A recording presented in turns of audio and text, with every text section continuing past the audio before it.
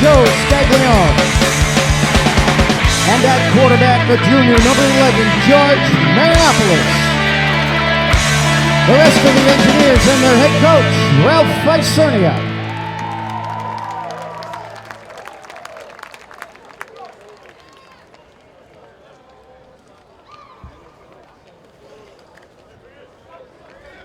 Officials have called the captains to midfield for the coin toss.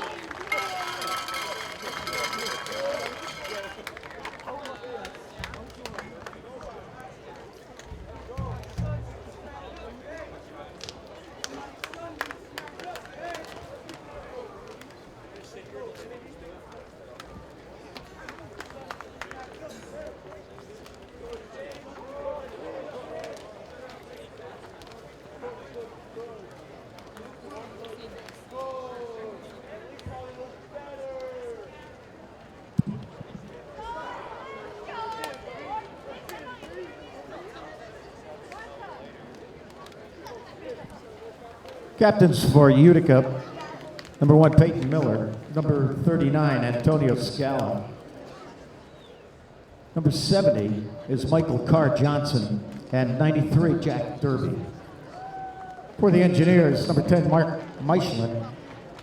Number 31, John Sadak. And number 56, Grant Tragney. Gentlemen, good afternoon. Utica, you're the visitor. Heads, tails. Heads, tails.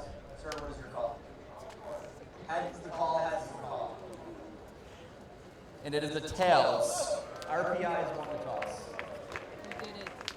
RPI has won the toss and elected to defer to the second half.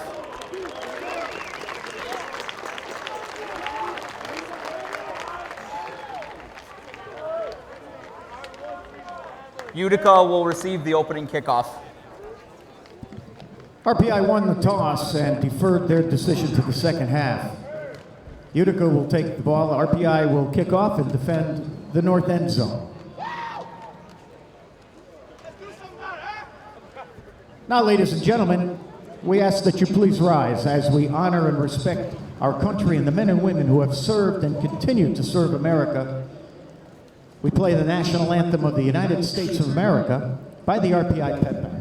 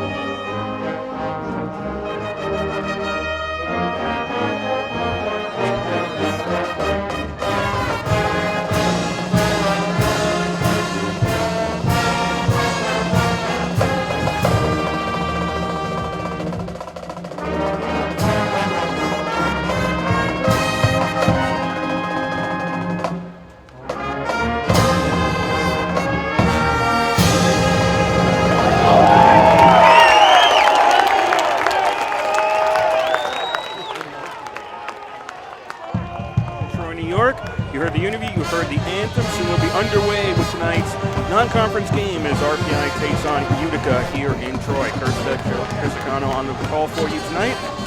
Joe, RPI coming in let's call it disappointing performance last week against WPI, a 6-3 loss. When we exited the air last week, if your defense only gives up 6 points, you need to win that game. RPI did not win that game. Agreed, and I think one of the main reasons was Marinopoulos, unlike the week before that at Allegheny, he was not on top of his game. He was zipping balls over the heads of his receivers, and he wasn't in the same rhythm with them. And conversely, the running backs really every now and then they'd get a pretty good push, but they were not getting the breakthrough runs that they were getting the week before. So if you're the Engineers, like you said, defense, keep doing what you're doing. Make those goal line stands, force the field goals if they get down into the red zone. But the offense is really going to have to click tonight for RPI to come away with this victory, because it was pretty close last season, as you mentioned. That was a triple overtime game last year. We can talk about that later. Utica comes in with wins over St. Lawrence and Buffalo State, both Liberty League teams. They've got RPI, and after that, Union. So Utica's playing Empire 8 or Liberty League this whole season, and right now they're 2-0 against the Liberty League. If they win today, they would have a winning record against the Liberty League. RPI obviously wants to prevent that from happening. The coin toss occurred before the national anthem.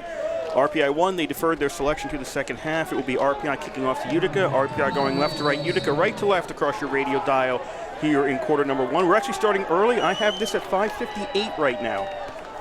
They're not hesitating here. They're going to go early. So RPI is going to boot the ball away into the little sunshine that we have here, and that is Nicholas going to take it at the 10-yard line to the 15 to the 20, goes to the far side. Nicholas gets hit, and Nicholas is down at the 25-yard line, and that's where the Utica Pioneers will take over 1st and 10 to start out today's game. Yeah, and a great way to start the game for the Engineers, just making a good job of keeping the coverage on the return. One thing to note, RPI is the 3rd team to play today on the men's side. Men's cross country came away with a victory today, and so did men's soccer. So let's see if football can make it an even sweep for the weekend.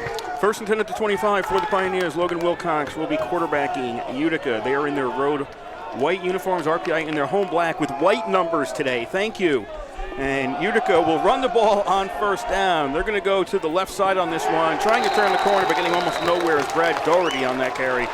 He'll pick up 2 eventually. He ran a long way to get 2 yards. And that's Kyle Samuels on the tackle, jumping up in the play to run out to the line. And he came all the way over from the far side safety. So a lot of running there, but the coverage was there. Good job, Kyle Samuels. Time to remind you, this is WRPI Troy with Engineer football from the East Campus Stadium. No score just underway here in quarter number 1, RPI versus Utica. 2nd and 8 for the Pioneers at their own 27-yard line. Wilcox takes a snap, left-handed thrower. He's going to complete to the 30-yard line, 35. This will be a 1st down out to the 38-yard line for J.J. O'Connor. And Samuels on the stop again there. And last game, he threw for over 50 passes. So this guy certainly is he's not afraid to toss the ball around, as Coach I said during the interview.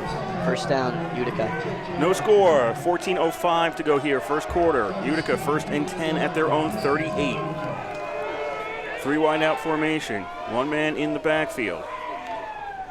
And that man is going to get the handoff. That is Doherty, and he is stopped after a gain of 1. Got a little push from the line, but there was no hole through that line, and he only gets gain of 1 on that play. Yeah, and it just gets absolutely gank tackled there. Good job by the RPI defensive lineman closing up the gaps on the play.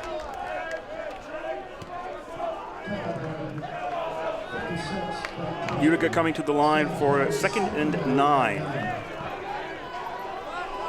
Tight ends on the right side with a single receiver there. 2 receivers on the left. Doherty in the backfield to the left of Wilcox. Wilcox wants to throw on 2nd down. Has time in the pocket. Throws, and his receiver was down on the ground. That's Keegan Wright, and there's going to be a flag on the play, and I think this is going against RPI. Well, no, ineligible receiver down against Utica. Actually, totally wrong on that. This is going against Utica. Yeah, Blake Battle on the coverage there for RPI. He may have he got knocked. Guy who was covering got knocked over, but we might have just slipped on the turf. Engineers bringing in some substitutions for 2nd down.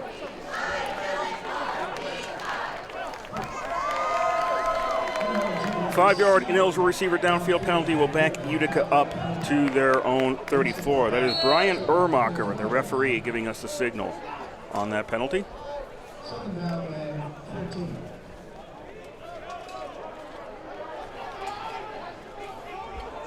So 2nd and 14 for Utica.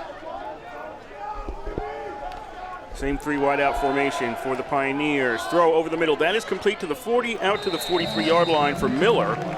Peyton Miller on the reception to the 43 sets up a more manageable 3rd and 3 for Utica.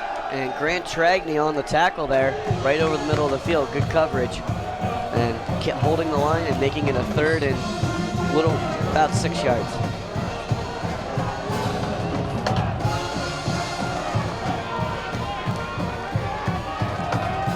They'll move their one receiver off the line, so it's a 4 wide out formation. RPI just crossed over. This is a free play for Utica. They're going to go for some yards along the sideline. That is caught. That's complete for a first down in RPI territory to Palmer. So Utica smartly recognizes they've got a free play, go for the sidelines, and they're out to the 30 of RPI. Assuming that's, they're signaling now that there's, turn down the penalty. Yeah, he definitely declined the penalty. Samuels had good coverage on that play, but just good job by the receiver there, getting himself open after seeing the ball go up. Start positioning his body on almost like a box out that you would see in basketball. Ball to the RPI 30. 12 and a half to go here, first quarter. 1st and 10, Utica. No score. First possession of today's game.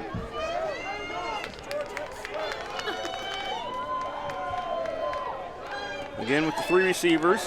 They'll switch up the backs, and the new back this time is not going to get anywhere. That was Morgan, who was stopped for a loss of 2. Yeah, another one of those 3 running backs that Coach High mentioned in the pregame interview. That time the Engineer defense really stuffed it up. Tried to bounce it to the outside, but the Engineer linebackers covering all over that. Loss of 2 to Utica, for Utica, pardon me. Back to the 32 of RPI. Utica 2nd down and 12. Morgan is the running back. Wilcox throws. That is complete, and they'll pick up the 2 yards plus another 4 after that, down to the 26. That's Gutowski and Tragney on the stop there. Miller on the reception. Yeah, about third down and about, like you said, manageable, just like the last one. 3rd and 6 this time. RPI getting some last-moment substitutions. Yeah, looks like they're bringing in a more coverage linebacker there. 15 seconds left on the play clock. Wilcox out of the shotgun, 4 wide receivers. Running back is Morgan. Wilcox throws. That is complete. Miller's got it. Miller breaks the tackle, dives over another man, and he's got a first down. Yeah, they brought in Joe Deptula at linebacker. They went into looked like more of a 3-4 defense, bringing out the bigger guys on the line. So for more of a coverage role, and he was there, just like you said, a broken tackle there. Good job by Utica. 1st and 10 Utica at the RPI 18. 10:40 to go here, first quarter, no score.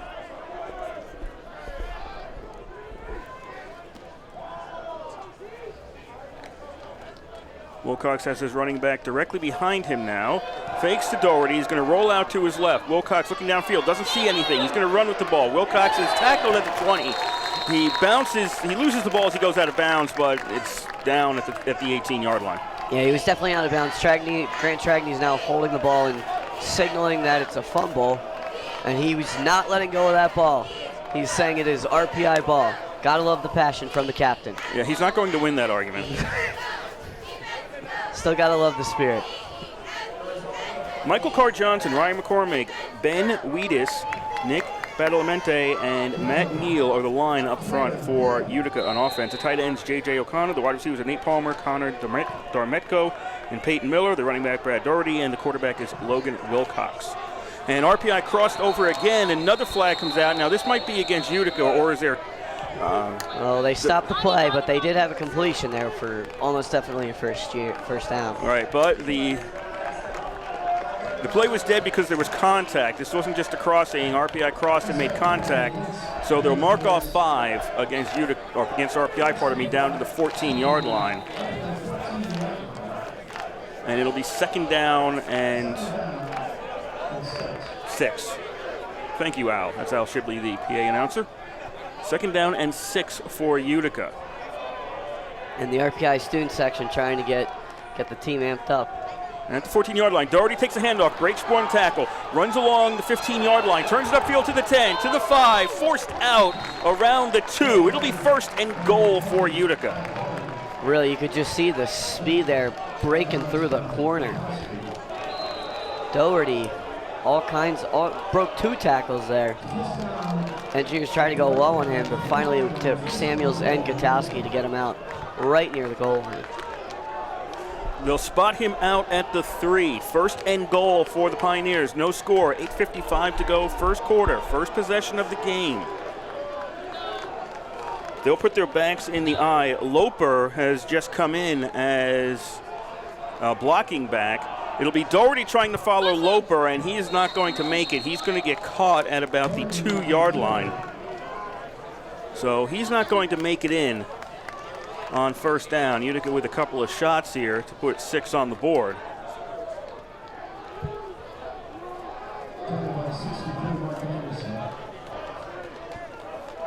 It's going to bring up second and goal from the 2.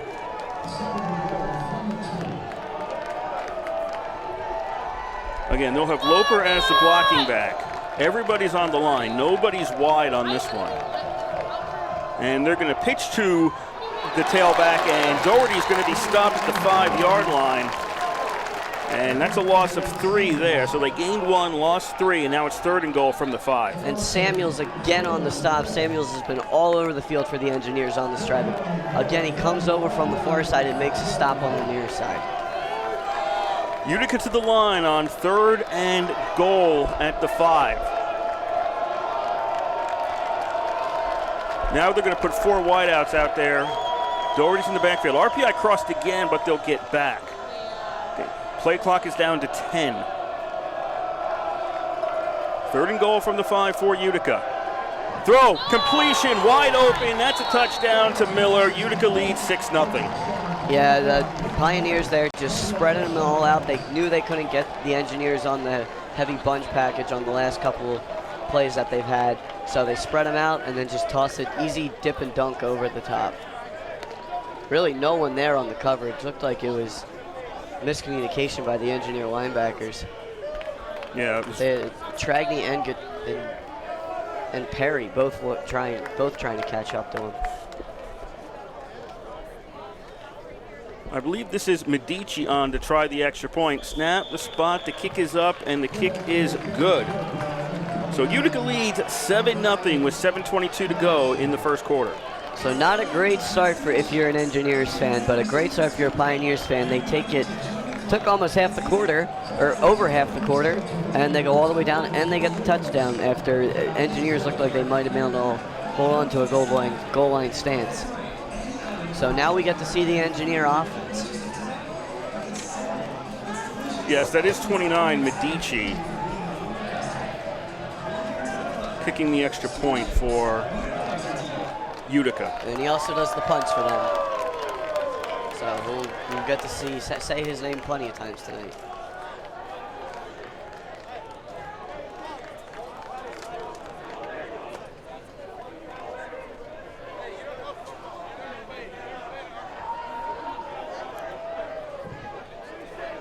This is Dan Tett out there to kick off the ball for Utica. RPI, over half the quarter's gone already before they are going to get the offense out there.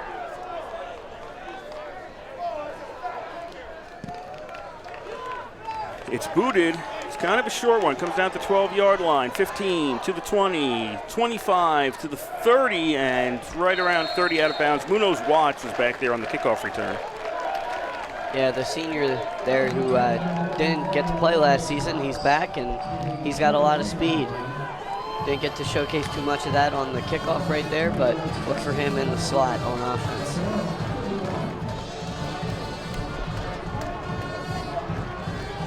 RPI starting at their own 31. George Marinopoulos, the quarterback for RPI. 4 wideout formation. Scaglione in the backfield to start today's game. That's what he's listed as, or it is listed as. First down, we got a flag immediately. Pass that is complete to the 35, to the 40, 45, and tripped up and falling forward into Utica territory down at the 48-yard line. It's Malik Kelly. Yeah, that was Kelly on the reception. But I don't think this is going to count. Well, the Engineers are still walking up to the line, so. No, they're going to say offsides against Utica, so it does count. The officials picked up the ball and started walking the other way. and now had to put it back to where it ended up. The play ended up at the Utica 48.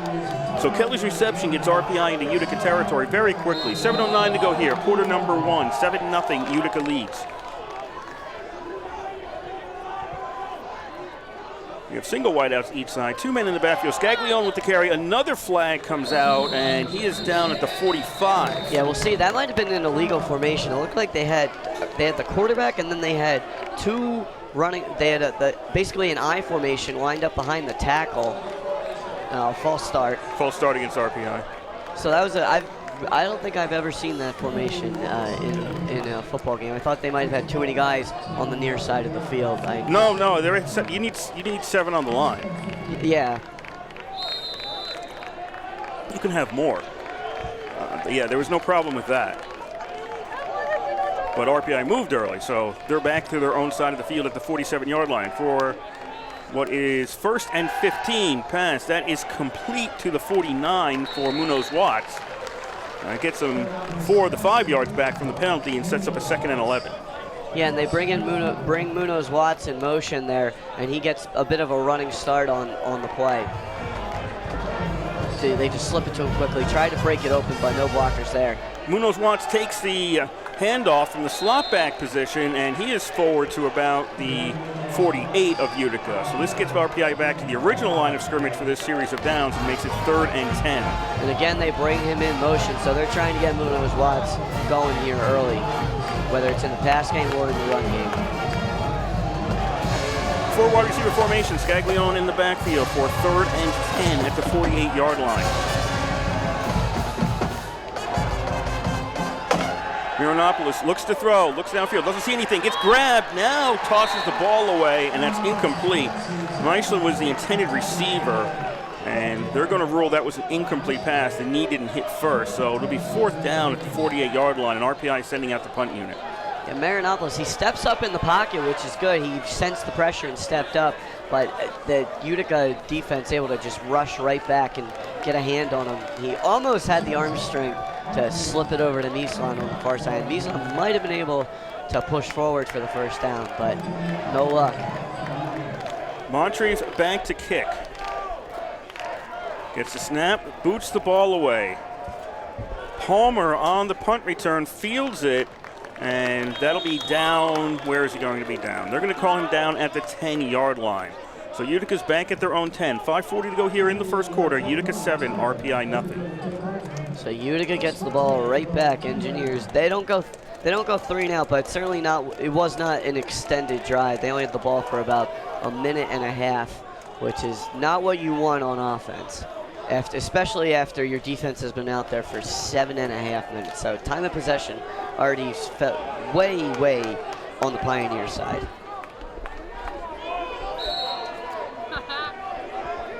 Where Utica is right now is the only place on the field where the sun is still shining. It is falling behind the stands, the stadium side of the stands here. 1st down, Utica straight up the middle, maybe 3 yards. They're going to give him to the 13-yard line on that.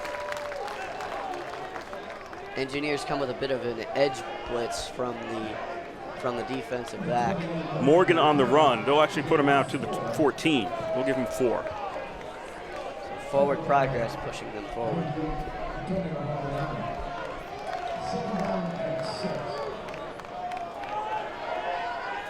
Utica now with a 2nd down and 6 from the 14.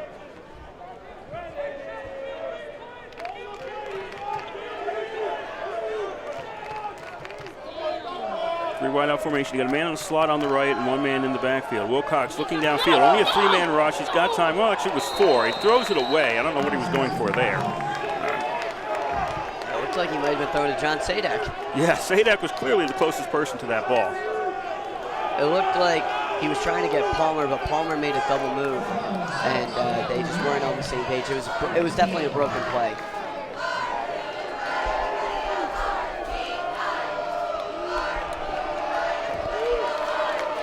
Third down and 6 at the 14-yard line.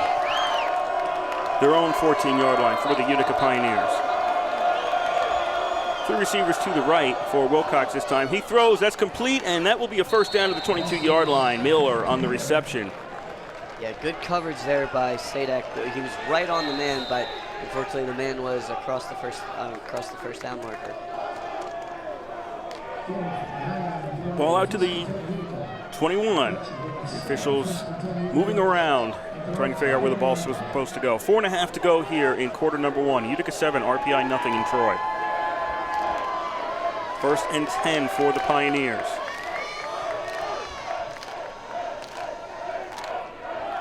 This will be another run straight up. This will be a run straight up the middle. It's been a while since they ran straight up the middle, and they'll be out to the 25-yard line by the time I square all this away. Yeah, it's like you said, first time they've run straight up the middle in a while. It's because the Engineers have been stopping that, but now with the Engineers going into more of a pass defense stopping, just because of the way they've been struggling into the Pioneer team, it's going to open up down the middle for them a little bit. That was Doherty on the carry for Utica. Tight end on the left this time for Utica. 2 receivers on the right, 1 on the left. Another handoff. Doherty is going to get out to the 27. So it's the running game for Utica is not getting chunks of yards right now. No, it's not getting chunks, but it is making it manageable on 3rd down. It's about 3rd and 4 or 5 right now. With 3 minutes to go in the first quarter. 3rd down and 4 for the Pioneers at the 27-yard line. 15 seconds on the play clock as the Pioneers take a bit of a breather there. Now they'll snap the ball. Wilcox to throw, doesn't see anything downfield. He's going to run with the ball. Wilcox slides, he's short of the 1st down, slid at the 30, and he needed to get to the 31, and he probably, if he had dove forward, he would have made it. Yeah, it's hard. It's funny watching Wilcox. He's a lefty, and he's certainly mobile. Gives you a little bit of Michael Vick vibes. Obviously not at the same level as Michael Vick, but certainly the same vibes as he's playing. The spot will actually be the 29, making it a 4th and 2, and because of that, Utica will punt. So a huge stop for the Engineer defense here.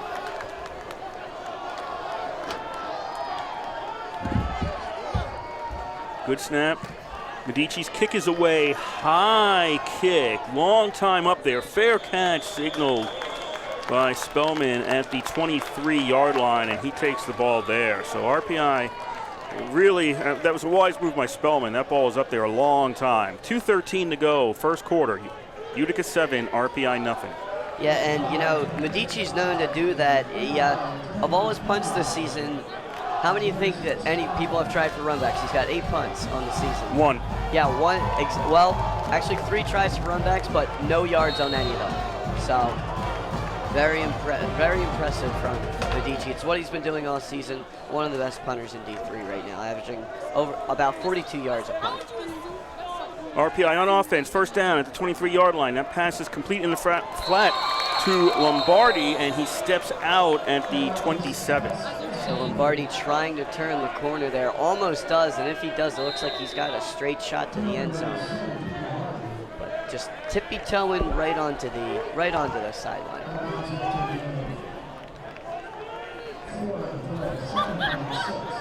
So 2nd and 6 for RPI. This time they'll try to run to the right, and not much there for RPI. That was Burnett on the carry. Makes it out to the 29-yard line, and RPI is at a 3rd and 4.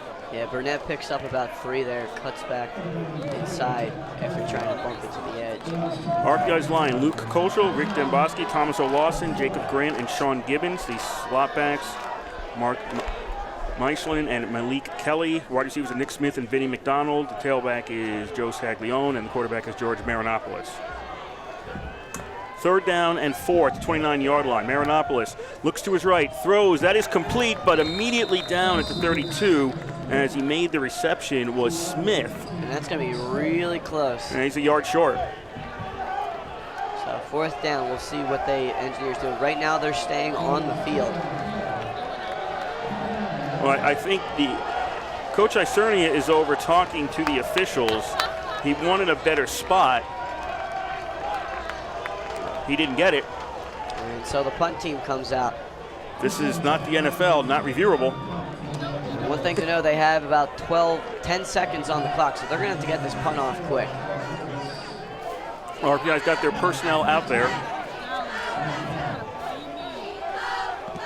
Moncrief shanks it.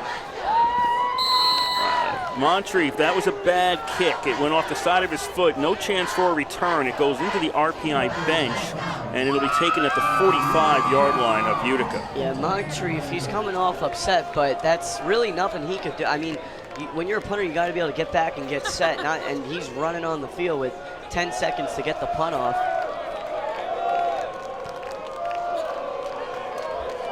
I really don't blame him for that. I mean, I think he got away as quick as he could. He made sure he didn't hold on to it too long and get it blocked.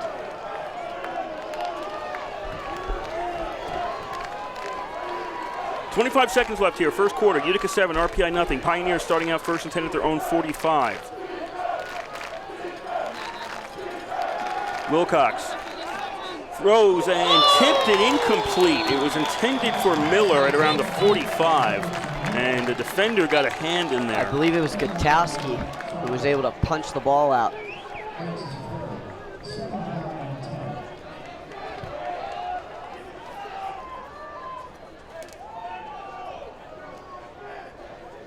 Yeah, Gutowski with the really tight coverage there on Peyton Miller. 2nd and 10. Utica at their own 45. 3 wide receiver formation. They'll fake the handoff. Utica throws, and that's incomplete. It was intended for O'Connor. He got overthrown. The defender, Perry, was the closest person when the ball came down. Yeah, Perry almost was able to grab that, but that was just an overthrow. Certainly, there was an open target for the Pioneers. Okay, I think Utica just got flagged for illegal participation. Yep. So Wilcox unable to connect, and then they go back even further. That's a 5-yard penalty for illegal participation against Utica. They had huddled up and then made a switch. You can't do that.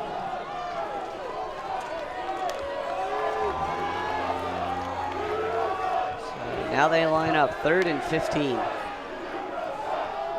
Ball's back at the Utica 40-yard line.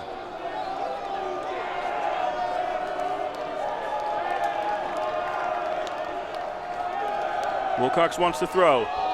Passes and incomplete. Out of bounds at the RPI 48 was Nicholas.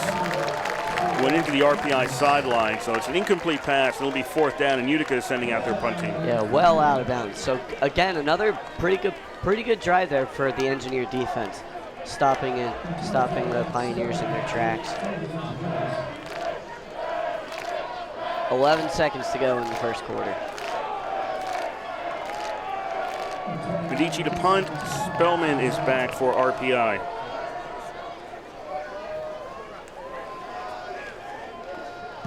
Kick is away. Another high kick and another fair catch. Spellman takes it around the 22. 4 seconds left here in the first quarter. Utica 7, RPI nothing. That ball was in the air for 7 seconds. Medici really impressive how high he can get that ball up. We'll see if he can get it up here to the press box. I don't see that happening.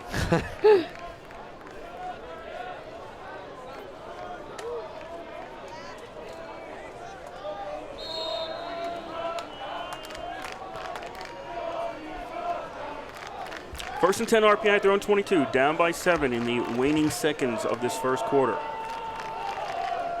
Handoff goes to Burnett. Burnett doesn't find any room, and that does it for quarter number 1 here in Troy. RPI will be looking at about a 2nd and 9 as the second quarter starts, trailing 7-0 to the Utica Pioneers. Yeah, really just absolutely nothing there for Burnett.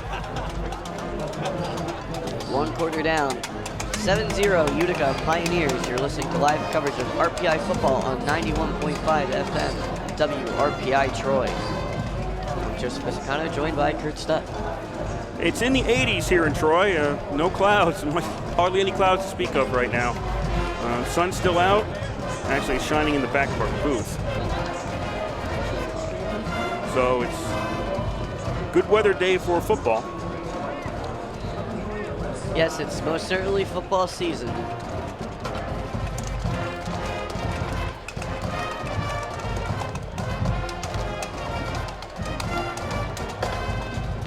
Well, we got a moment. Scores. Everything else for the Liberty League teams are final. Last night, St. Lawrence defeated Morrisville State 32-22.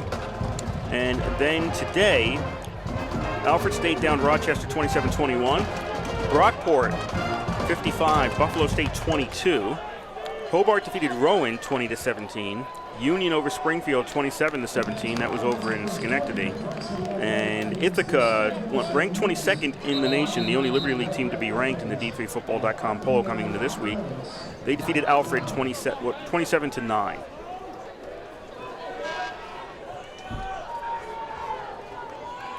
So we switch sides. Now the Engineers go right to left, and the Pioneers go left to right. RPI 2nd and 9 at their own 23-yard line to start out quarter number 2. Marinopolis in the flat. That is complete, and the ball is loose, and Utica recovers. DeChico got the reception at the 24, lost the ball, recovered by the Pioneers, and they are at the RPI 24-yard line to start out their drive. Yeah, not a great start to the second quarter here for RPI. DeChico took it. It's a wide receiver screen. They set it up here.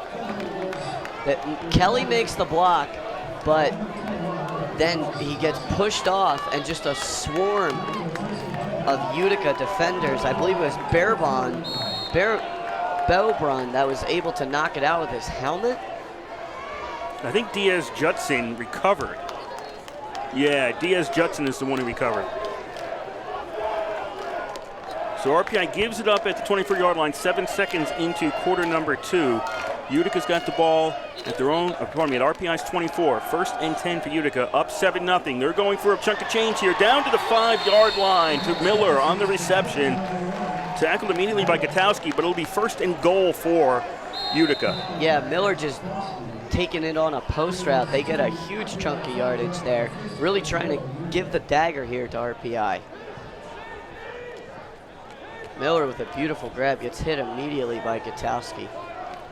1st and goal at the 5-yard line for Utica. Up 7-0, early second quarter. Doherty is in the backfield for the Pioneers. They're going to go with a 3 wideout formation here. They tried to, when the last time they were 5 or less, 1st and goal, 2nd and goal, they tried to run it. And what are they going to do now? They're going to try to run it, and Doherty's going to get stopped at the 5-yard line. So running it down close has not worked at all for Utica. Yeah, I'm really surprised they went there, but maybe it's an attempt to sort of go a little misdirection, not try and do the same thing over and over again. But Engineers have done a good job stopping it.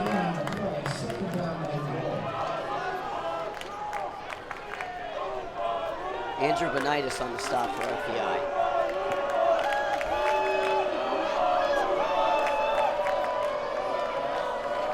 Second and goal from the 5. Same formation. They're going to go end zone, and that overthrows everybody. I think they were looking for Warmack, who stopped his run at the goal line and didn't go to the corner where the ball was thrown. Francis Perry on the coverage there for RPI.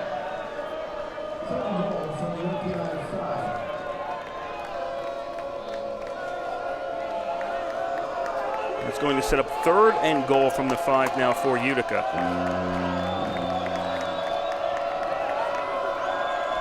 4 wide receivers this time, 2 each side for Wilcox. Doherty is in the backfield. They're down to 5 on the play clock. Utica's got it set. 3, 2, 1. Now they'll snap the ball, and they're going to throw, and that is incomplete. Doherty had some room around the 2-yard line. If he caught it, he had a chance to get in. He had 1 defender to beat. He had a chance, but he didn't catch it, and if you don't catch it, it doesn't matter. That's exactly what it is, and Doherty, he kind of slips out of the backfield there. Looked like he was staying in for pass blocking coverage, and it slips out. Nobody really there, so the linebacker must not have been following him, but pass couldn't connect. We got a field goal. 22-yard field goal attempt here by Medici. Wilcox is the holder. Snap, spot. The kick is up. The kick is good. So there's 13:28 to go here in the first half. Utica 10, RPI nothing. Pioneers get 3 points off that turnover. And Medici remains perfect from field goals this season, 4 for 4.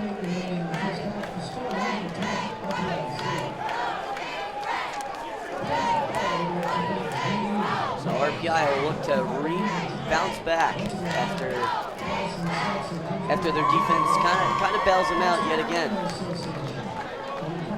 After fumbling the ball in what was essentially the Utica red zone, it was almost bound they'd get at least a field goal. Well, you have to get something. Yeah. You have to, in those circumstances, if you get the ball there, you have to get some sort of points, which Utica did. Yeah, after the offense came rushing onto the field after the turnover, they went right. It looked like they were trying to go right to the end zone with that pass to Miller, but the Engineer defense was able to hold them to a goal line stance.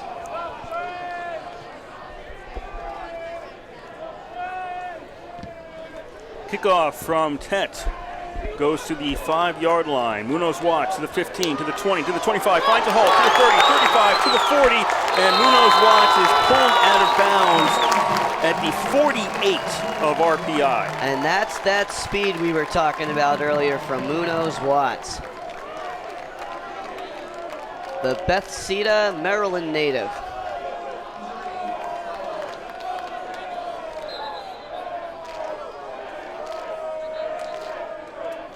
Great field position for the Engineers to start this drive. Is that Bethesda? Bethesda, Maryland, excuse me. And we've got a Utica player down. You used to live down near there. Or you do live down near there. Yeah, I mean, I don't really venture to Maryland too much from the Philadelphia Yes, it's area. too far away. Yeah. But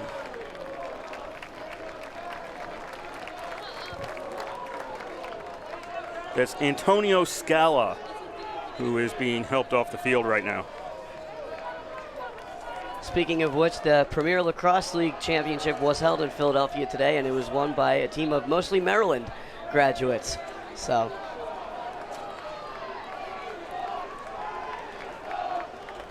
13:21 to go here. First half, Utica 10, RPI nothing. RPI starting out a drive at their own 48.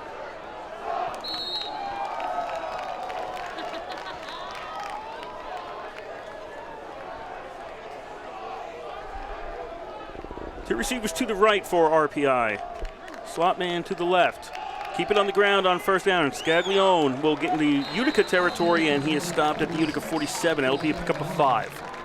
yeah, and that's, I believe, the first time we've seen Joe Scaglione take the ball. First maybe drive. He was the running back on the first series. Okay. But anyhow, a pretty good start, about a 5-yard pickup for RPI.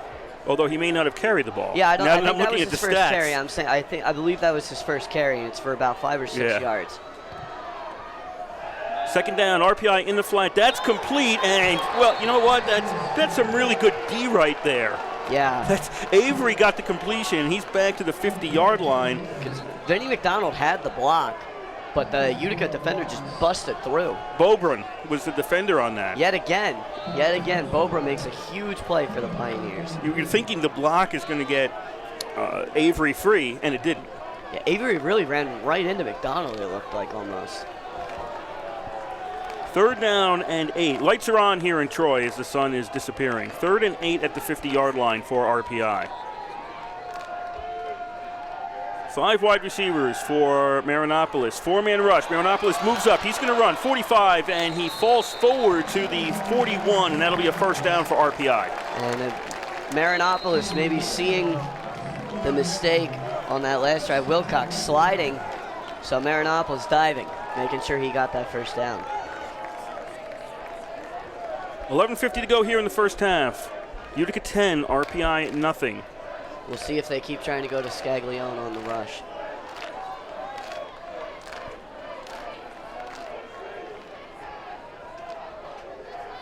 RPI on first down. Scaglione straight ahead. Carries some people with him, and Scaglione gets 5 down to the 36. And they're coming out of a shotgun and just tossing the ball right to Scaglione, allowing him to build up some momentum before he rushes into that line. And the line is doing a pretty good job of making at least enough of a hole for him to pick up enough speed and carry some defenders with him. 2nd and 5, RPI at the Utica 36.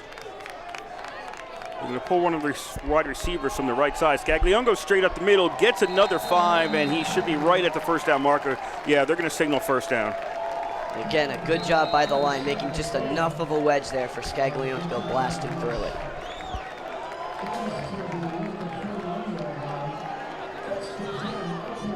RPI 1st and 10 at the Utica 31. 10:50 to go here, first half. Utica 10, RPI nothing.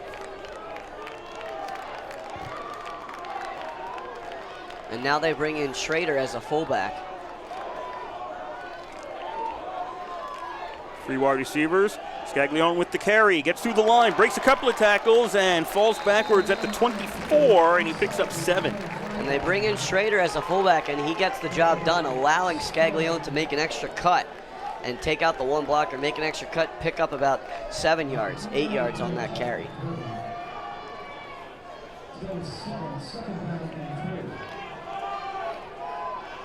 Second and 3 at the 24 for RPI.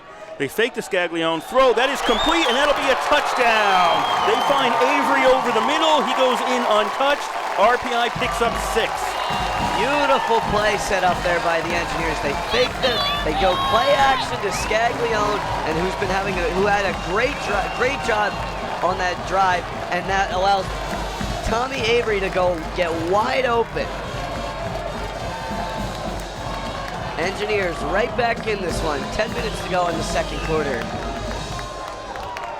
Tommy Biscuit Avery. Christian out to try the extra point. Snap spot. The kick is up. Kick is good. 10:04 to go. First half. Utica 10, RPI 7. And a crowd forming for the Engineers on the sideline.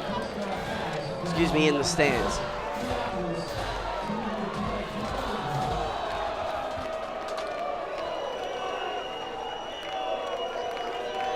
So now we'll see if the defense can continue to what they've been doing all game, with the exception of that first long drive, and hold off the Pioneer attack.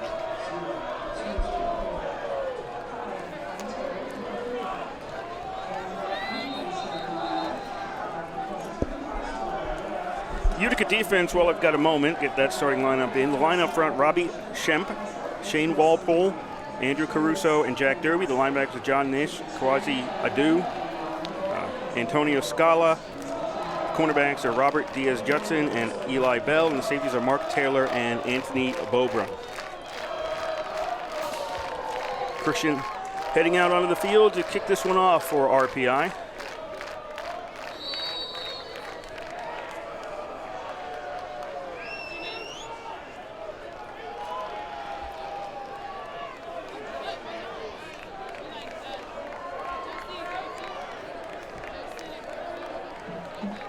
So Utica's in their white jerseys with orange helmets. They look a lot like Hobart.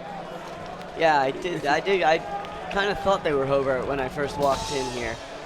Our Christian kicks it out of the end zone. Utica will take it at the 25-yard line. So if you showed up and you didn't know who was playing, you might think RPI is playing Hobart, but it's not. It's Utica. An Empire 8 versus Liberty League matchup.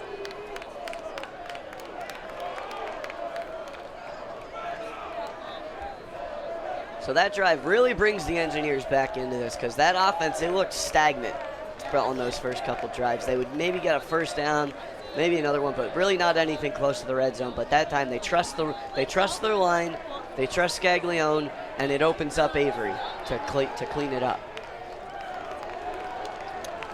First and 10 for the Pioneers at their own 25, up by 3.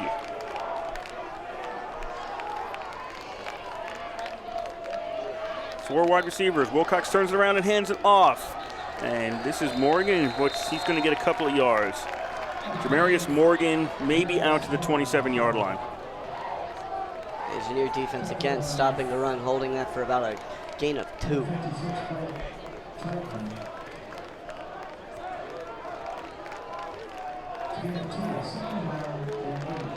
Second and 8 for Utica at the 27-yard line. 4 receivers again for Wilcox. Morgan is now going to shift. He'll go behind Wilcox.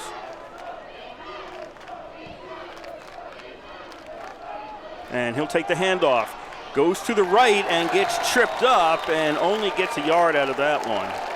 Benitis on the stop there for RPI, and the Engineers brought in Shoemaker on the inside blitz. He gets through and forces them to maybe take a little bit longer of a trip, and so Benitis was able to stretch out a hand and make the stop. 3rd and 7 for the Pioneers.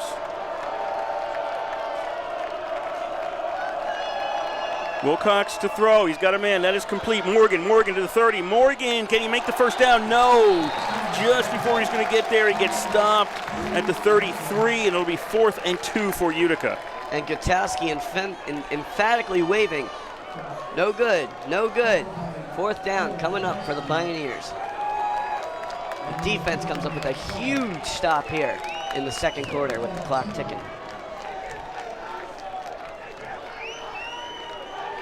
Medici out to punt again. Spellman is back around his own 33. And we'll see how high Medici can get this punt. Good snap. The kick is away. And Spellman signals for a fair catch. Bobbles it a little, but then he's got it at the 31. We have 7:57 to go here in the first half. Utica 10, RPI 7. And really, not much you can do on those punts. If I'm Spellman, I'm fair catching them all game because he's got 3 guys right in his face as soon as the ball starts coming down.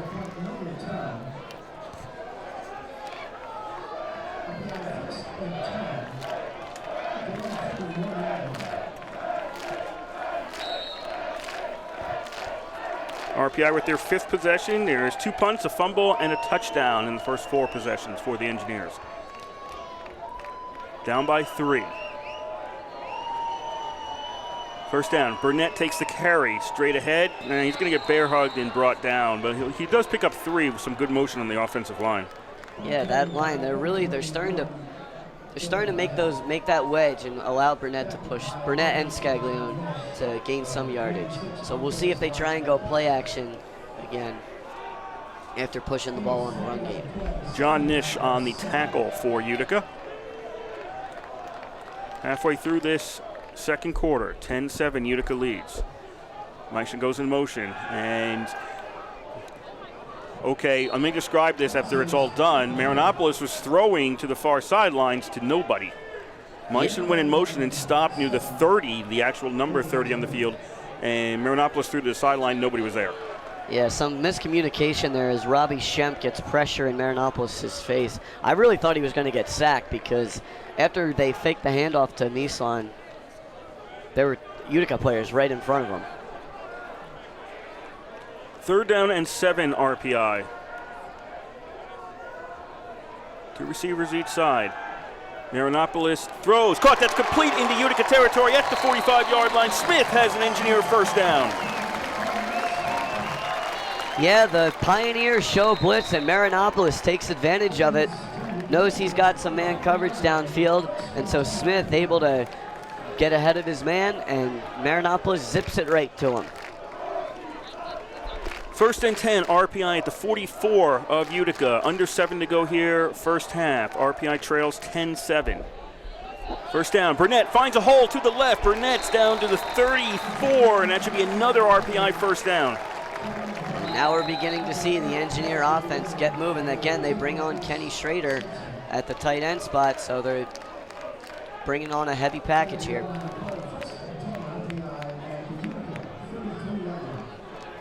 At the 33, 1st and 10, RPI. 6.5 to go first half, 10-7, Utica leads.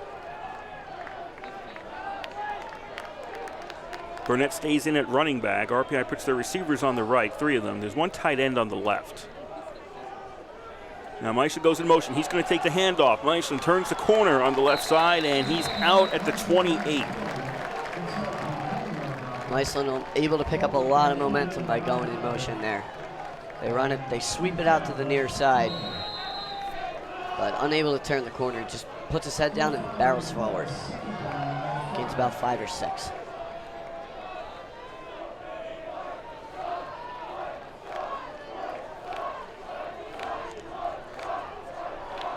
2nd and 5 RPI at the 28 of Utica.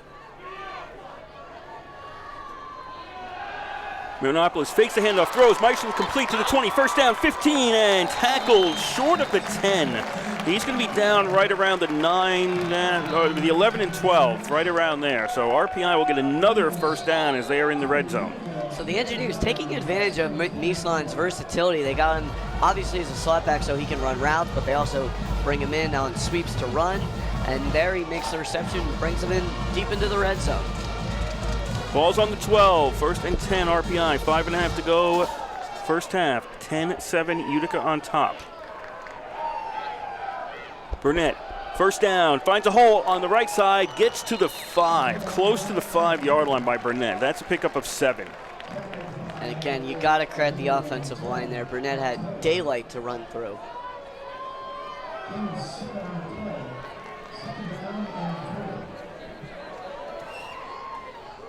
Engineers with all the momentum here after that first Utica drive in the first quarter. 2nd and 3 at the 5 for RPI. A lot of options here. RPI looks to throw. Marinopoulos toss. That is complete, and it won't get a first down. Well, it'll get a first down probably. Walker Sutton on the reception. Looks like he's near the 2 for a first down. He was not going to get the end zone.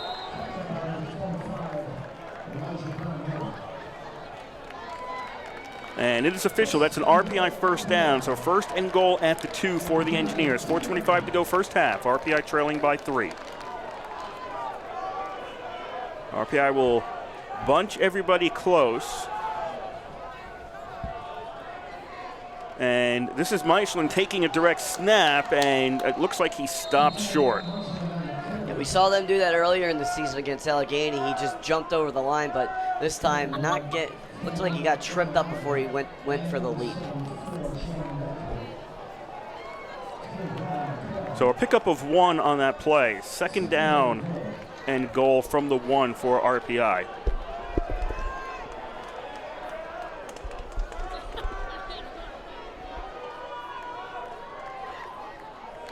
Meichel still in there, takes the snap. Meichel goes straight ahead into the pile, and what do we got here? Waiting for a call from the officials, no idea where he is. And touchdown, RPI. Engineers take a 13-10 lead. With 3:28 to go, the captain puts them up top. To the delight of the Engineer fans. Looks like we've got quite the student section tonight.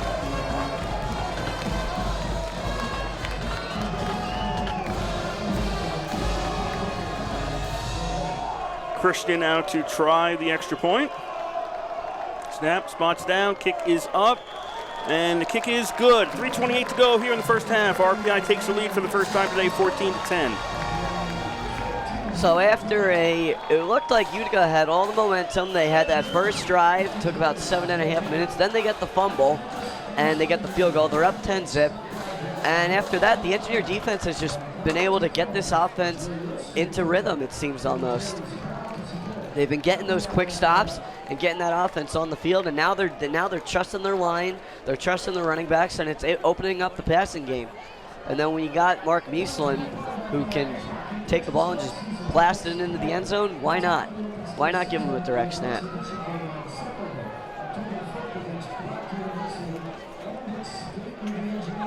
The sun is setting here in Troy. I'm actually in a position where if I turn around, I can look directly at the sunset. Joe has to get up out of his seat and look. And it's a beautiful sight, my friends. And then I turn around and I have trouble seeing because I just look straight in the sun.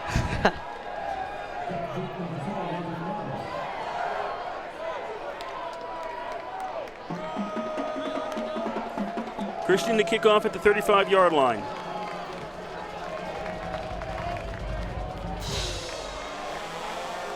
Into the end zone, and they're going to run this one out. 5, 10, 15, 20, 25, hole, 30, and Blake Battle saving the day there. All he had to be was Battle and the kicker. they're changing up the kickoff return people for Utica.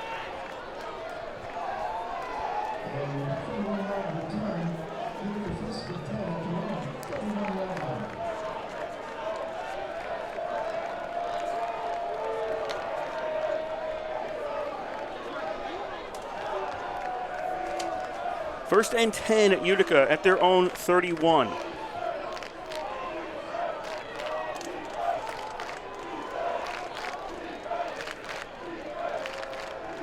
Wilcox, first down throw. Flag comes out on the completion, and this is out to the 38-yard line.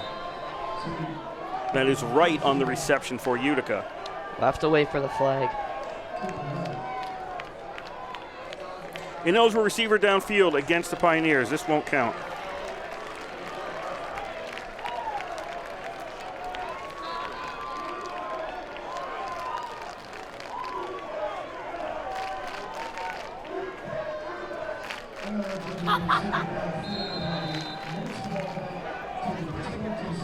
That'll back Utica up 15 yards. Clock continues to run. 3:10 to go here in the first half. RPI 14, Utica 10.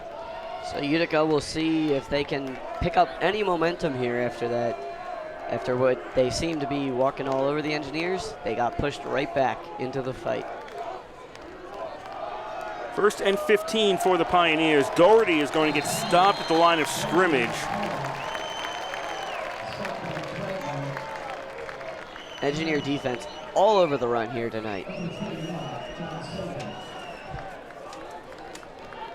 That RPI defense, Amachi Quanquo, Andrew Benitez, Antonio Ragliano are up front. We've got Alec Hazard, Grant Tragney, Jack Fallon, and John Sadak as the linebackers. Cornerbacks are C.J. Lyons and Kyle Samuels, and the safeties are Joey Katowski and Francis Perry. Second and 15 for Utica at their own 26. Wilcox to throw. Looking for a lot along the sideline, and that is caught at the 35-yard. No, incomplete. Comes out later on. It's in. RPI is signaling incomplete. Now the officials are going to talk about it. Did he? Yep, incomplete. No, they're going to say a bobble. It was incomplete. Incomplete. I thought he had it because it didn't come out right away. But if he bobbled it and it's on the other side of the field, then that would make some sense. Yeah, it was far away to see the bobble, but Kyle Samuels walking away doing the Conor McGregor walk, so he's proud of his coverage, certainly. But Utica really went for it all right there. And when it's second and long, it's certainly not a bad option. Incompletion stops the clock with 2:08 to go in the first half. Utica looking at a 3rd and 15.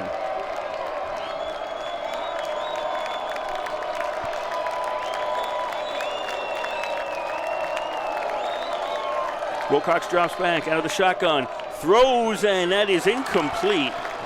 Intended for Miller cutting across the field, but he was well away from that ball.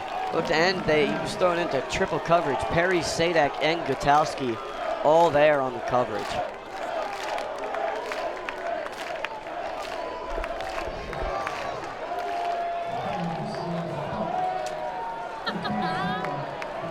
That will bring out Medici to punt. So the Engineer defense again getting a stop. Getting the ball back to their offense with they're going to have about, well, we'll see how long this punt is in the air for, but about 2 minutes. High punt, not as far as previous punts. It bounces, takes a Utica bounce, keeps bouncing for the Pioneers to the 40, down to the 30, to the 29 of RPI. At 1:49 left to go in the half, RPI has it at their own 29-yard line. And the Engineers have all 3 timeouts. So certainly capable of at least making it into field goal range. That was Smith, by the way, on the run back on the kickoff for Utica. I finally worked my way to the Utica roster.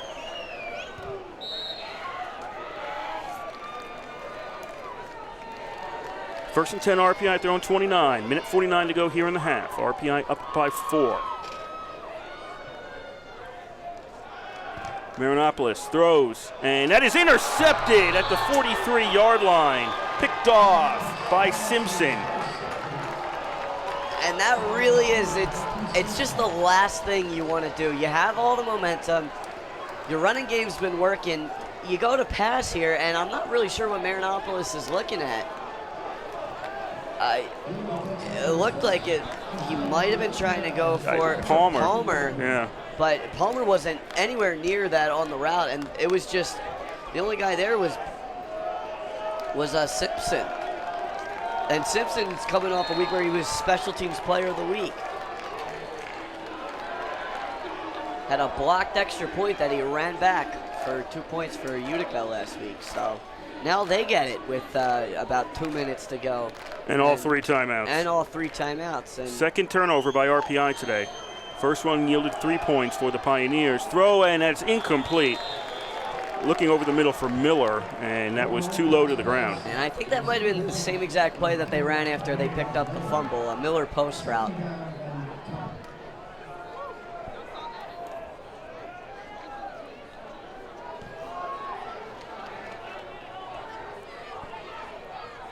.140 to go in the half. 2nd and 10 for Utica at the RPI 43.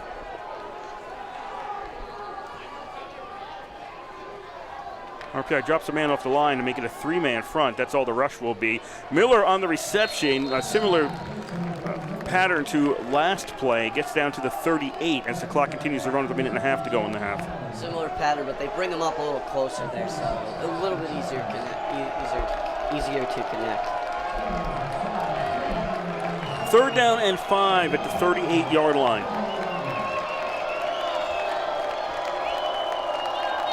Three receivers. They'll fake the handoff. Wilcox throws. That is complete. This will be a first down for Utica to the 30. Utica down to the 25-yard line. O'Connor gets the completion, gets the first down. More yards after that. Utica's to the 25. And is somebody taking a timeout? Yes. With 1:05 left, Utica is calling a timeout. So, barring the Engineers forcing a turnover, they should be able to. Utica should be able to get at least a field goal and get within 1, because Medici really he's been good this season on the field goals, especially from this close range. But obviously they're going to try and go for more, being down by 4. Just a reminder, this is WRPI Troy with Engineer football from the East Campus Stadium in Troy, New York. First set, Joe Piscicano on the call for you today. 14-10 RPI leads with 1:05 to go in the first half. The sun is now gone. Not forever, just for now.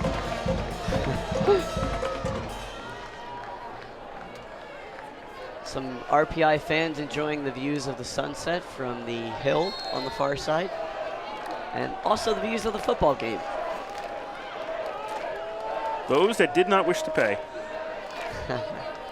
1st and 10 at the 26 for Utica. Wilcox throws, complete along the sidelines, and that's out near the 14-yard line. That'll be another first down for Utica. Keegan Wright on the reception. Engineers trying to keep him in bounds, but Battle was unable to do so. So they do not have to spend a timeout here.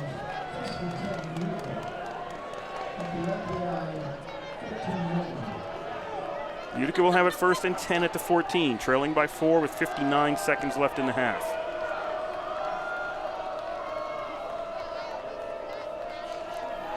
The receiver formation. Wilcox is looking downfield, looking into the corner, and this will be picked off by, no, flag comes out. Okay, we have an interception by RPI, flag comes out. I think it might be offensive pass interference, because I really did not see Battle do anything that would be No, it's considered going to be illegal. holding against RPI. Wow. So we'll get a look at this again. We might not. Before Holding the has pass to be was- before the ball is thrown. Before the pass was thrown. Holding. Defense, number 13. Half the distance to the goal. Automatic first down. Replay angle we saw, we didn't see that end of the field until after the ball was thrown. Holding would occur before. Did they say who? I didn't get I to didn't see catch who the, either. who the penalty was on. I didn't catch it either. Ball goes down to the 7-yard line. But I thought Battle did a good job of staying behind and then slipping under and jumping up to make the grab. This will be 1st and goal Utica at the 7 with 53 seconds left.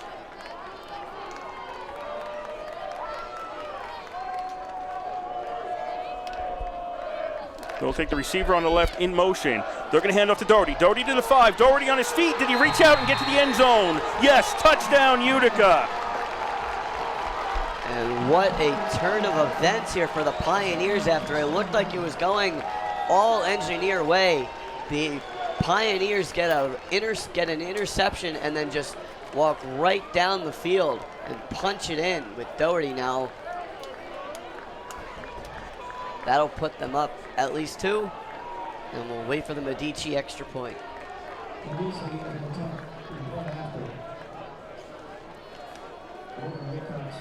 Medici for the kick. Wilcox on the hold. Snap the spot. The kick is up, and the kick is good.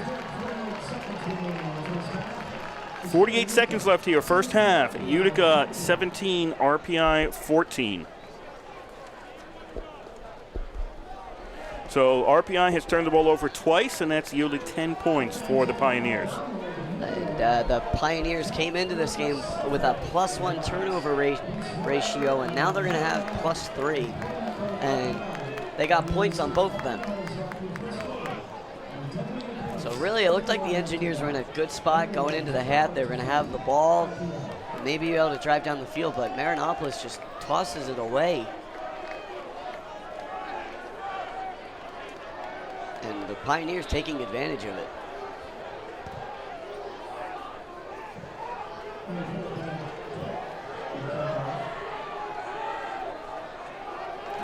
We'll see how they do on this kickoff. Tet is out to kick the ball away.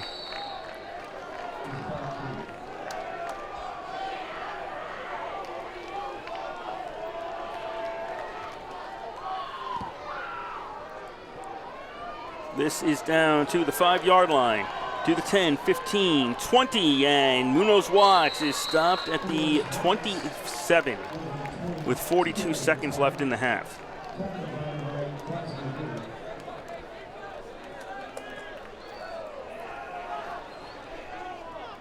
If you're RPI, you certainly do not want to make a mistake here. RPI will be getting the ball to start out half number 2.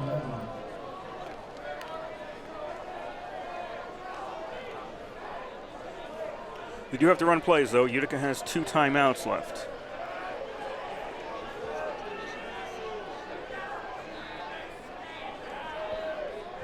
First and 10, RPI at the 27-yard line. And they'll keep it on the ground. That'll be Merkel out to the 28-yard line. RPI does not have to run another play if Utica does not stop the clock. And I think if you're the Engineers, this is the safest bet after what happened out on the last drive. Maybe take one shot for the end zone. There's 10 seconds left. RPI looked like they were about to snap the ball. Are they waiting for maybe just to run one play, or are they just going to run this one down? Well, they're just going to run this one down. 2 seconds. That's it. And they're going to get the ball to start the second half. So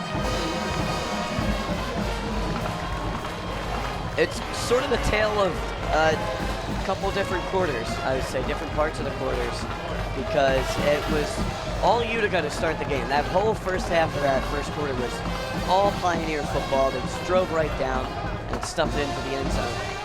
And then Engineer offense comes out, doesn't do much. Pioneer offense comes out, doesn't do much. Then RPI turns it over. And Utica, the Engineer defense does hold them to a field goal. But then RPI was able to respond and get two touchdowns on 2 great drives, really. And it looked like they were coming out for a third one, but then Marinopolis tosses it away. And the Pioneers are able to punch it in off that Doherty run. In the end, it's turnovers. 10 points really. Off 2 turnovers. That's really it. You can't give the other team the opportunities like that, which RPI has, and now that has put RPI down by 3. I mean, certainly not out of.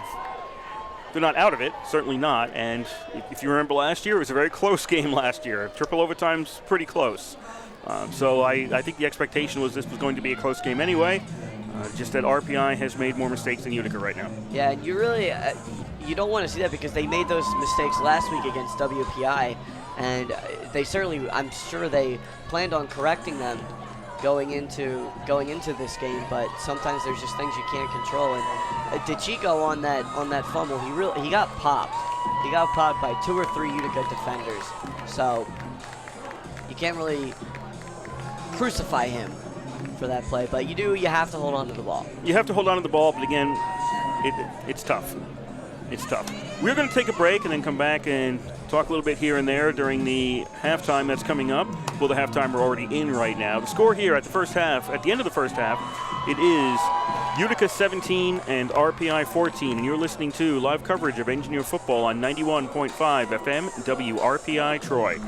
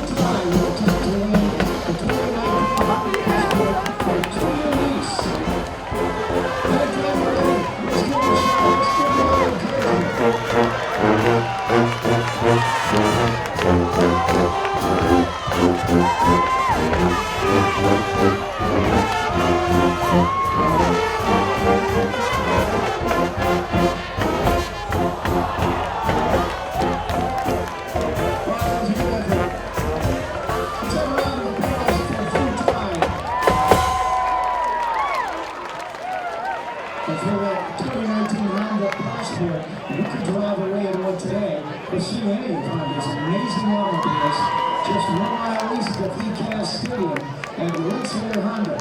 770 Visit World Troy or online at getahonda.net. Come experience why Rensselaer Honda is simply better.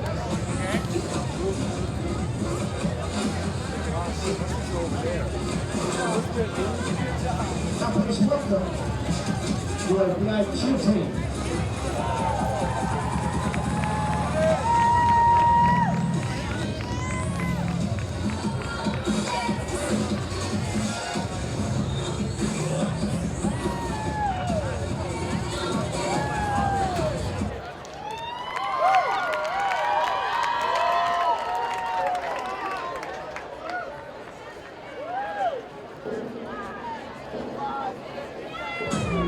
Ready, set, let's go.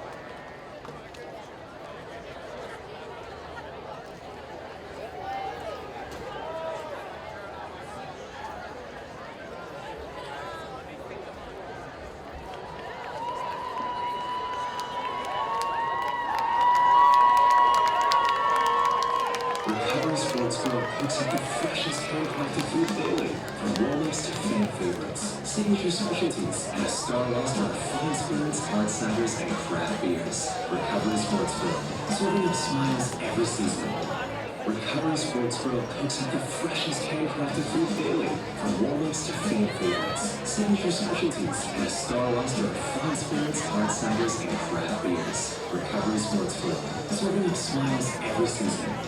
Recovery Sports Grill cooks up the freshest handcrafted food daily, from rollers to fan favorites, signature specialties, and a star roster of fine spirits, hard ciders, and craft beers. Recovery Sports Grill, serving up smiles every season.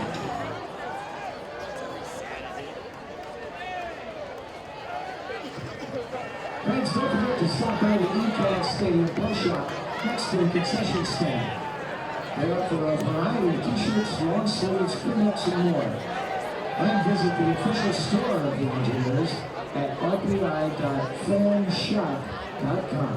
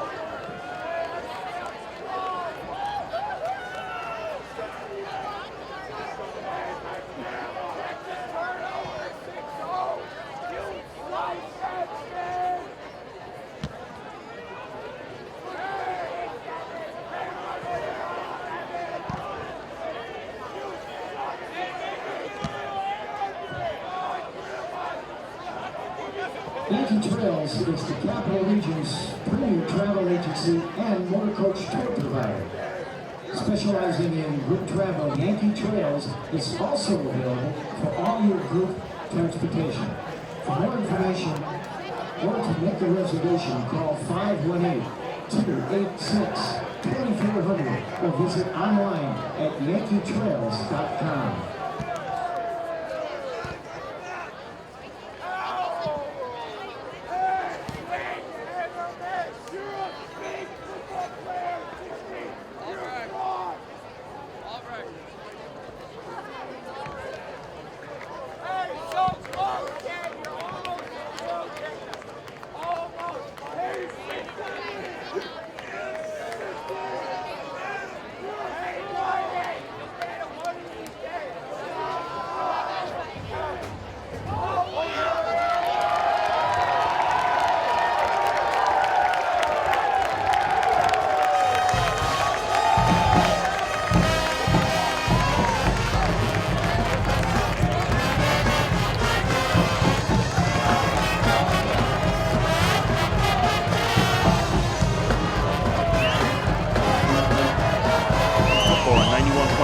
FM, WRPI Troy.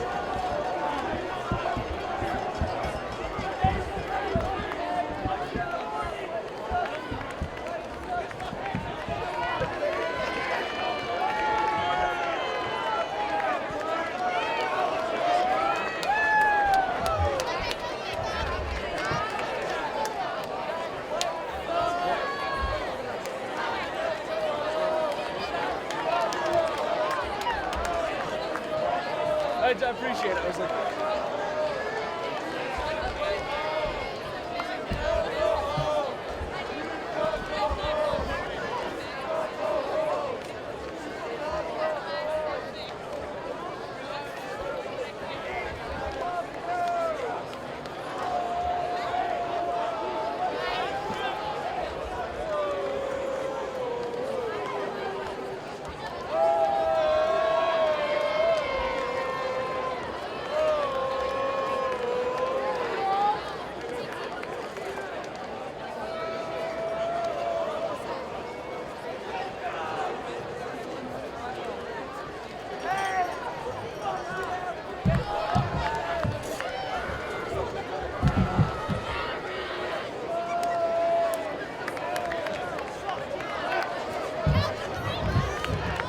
we're live with you again here from the East Campus Stadium on the campus of Rensselaer Polytechnic Institute in Troy, New York, where we are nearing the start of the second half of play in this non-conference game between RPI and Utica. The score after one half, it is Utica 17 and RPI 14. My name is Kurt Stett. Joe Pisacano is to my right. We're bringing you all the action live today on 91.5 FM WRPI Troy. And I forgot to mention this in the first half. I would like to right now remind you that WRPI is on the World Wide Web. Point your browser to WRPI.org, and you can pick up our broadcast 24 hours a day, 7 days a week. As long as we're sending something out over the air, we're provided for you on that feed. Again, that is WRPI.org. Also, we'd like to thank the Rensselaer Union. They provide the funding for WRPI and all the club-related activity of the Institute, and that includes WRPI's coverage of engineer football, hockey, and baseball.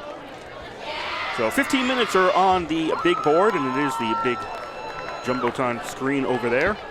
And we're waiting for RPI to get out there. They're going to get the kick. Or at least we expect them to be getting the kick, as Utica will be kicking off to start half number 2 with RPI trailing by 3. And this is good for the Engineers because it'll give them their offense the chance to right the wrongs that they made in the first half. And Munaz Watts, he had a 43-yard return in the first half as well. That's Merck. No, that's. Back for the Engineers, number 86, Sterling Walker Sutton. Who's back there along with Munoz Watts? I'm looking right now. His number's a bit covered. Not what's listed on the 2 deep. Utica left to right, RPI right to left here in quarter number 3 as Munoz Watts takes the kickoff to the 15, to the 20. He was right along the sidelines, moves to the middle of the field to the 25, dances around, now gets hit, and Munoz Watts is down at the 30-yard line. That's where RPI will start out quarter number 3, trailing by 3. And that was Sterling Walker Sutton on the kickoff. The other guy we were trying to figure out, a freshman. Engineer offense comes marching out. And this time, they bring in Merkel as the tailback. First and 10 RPI at the 30. 3-point deficit. 2 receivers to the right, slot man in to the left, and now he's going to shift around. And on first down, RPI goes to the ground, and Merkel gets ahead to the 35-yard line. Merkel looked like he had a bit of an opening, was about to get rolling, and then got tripped up from behind. Number 75, gain of 5 on the play. Second down and 5.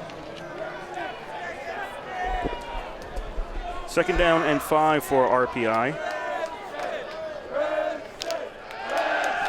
They'll fake the handoff this time. A throw. Was that a hit arm? Yeah. His arm was hit. It's an incomplete pass. Throw went to nobody, but it looks like Marinopoulos' arm was hit as he was throwing it, and the ball just kind of sputtered out. High arc, and then came down and hit the ground. Looked like it was Shemp that got an arm on it.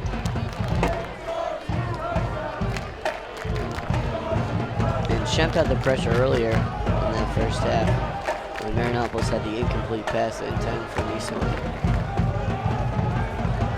No sacks in the game, but certainly pressure there. Third down and 5. 5 wideouts. Yep, naked backfield for Marinopoulos. Looking to throw.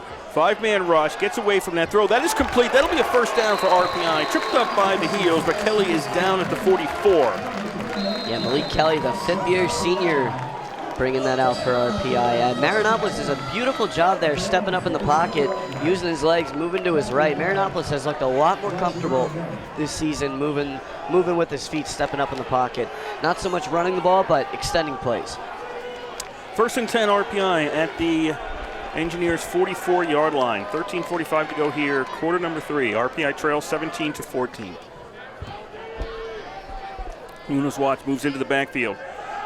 They'll fake the handoff to him. Iceland gets it in the flat. He's hit almost immediately and only picks up 2 to the 46. And that reminded me of the play in the first half where DeChico fumbled it. Misan able to hold on to it, but again, 3 Pioneers there just grabbing him almost immediately.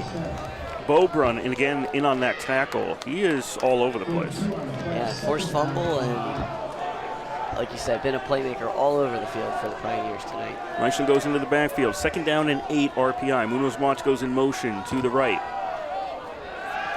Marinopoulos looks to throw. 5-man rush. That is complete to Meischel at the field, at the line of scrimmage, to the 40, to the 30. Meichel's going to get pushed out of bounds around the 22, and that'll be another RPI first down.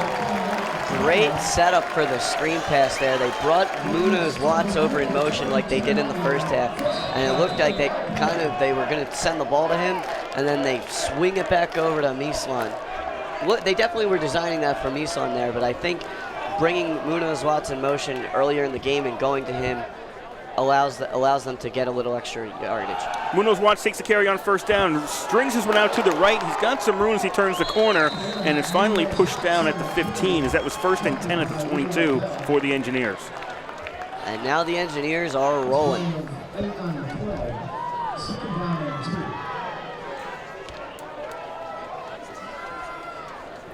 2nd and 2 RPI at the 15. They trail 17-14 to Utica with 12:15 to go here in quarter number 3. Marinopoulos, this is a keeper, and he's going to get caught short. He picks up about a yard. He stopped at the 14-yard line. Taylor on the tackle there for Utica.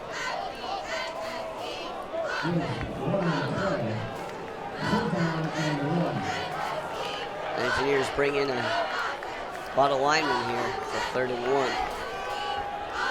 Only one wide out, and it's Kelly on the near side. Yeah, he's all alone over there.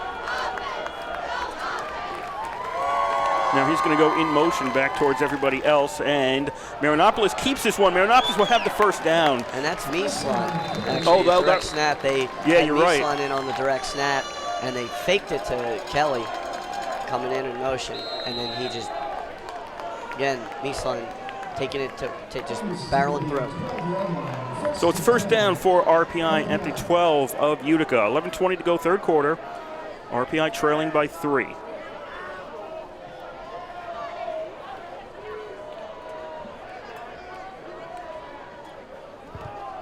Three wideouts left. McDonald alone on the right.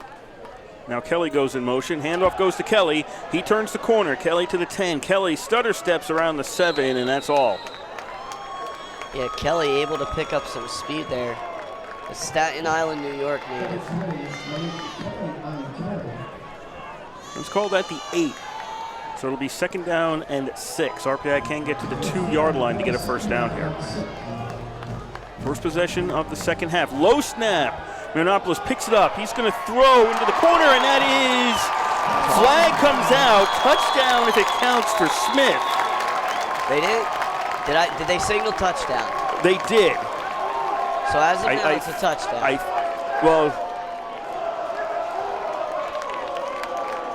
Smith made a good play to grab that ball, but we'll see if if he did it at the expense. They're going to signal touchdown. It's pass interference against Utica. That'll be declined. Touchdown. Smith gets the reception. RPI goes up 20-17. Yeah, I was going to say I didn't see the Smith's initial move, so I couldn't tell if he maybe pushed early, but it seemed like there was good coverage on the play. Certainly a man right on him.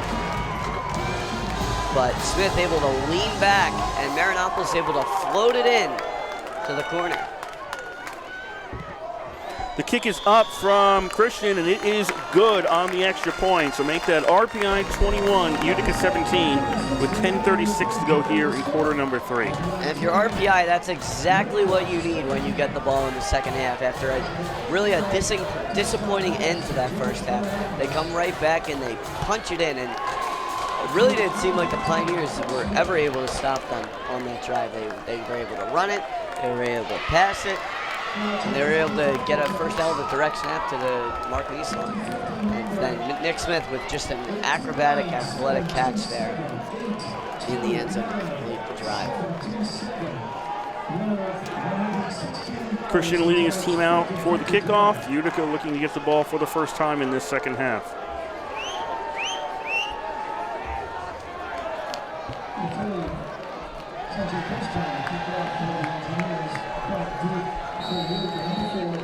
Not a lot of night games here, so it's very odd to look out and see the black. Yeah, really, the campus buildings, you can't see too many of them.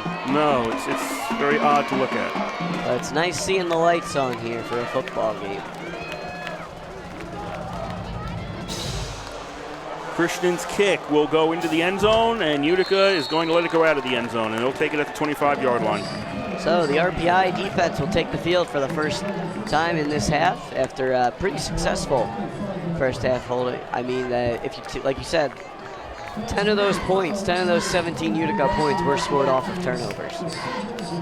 And they were in good field position for them, but not favorable field position for the Engineers.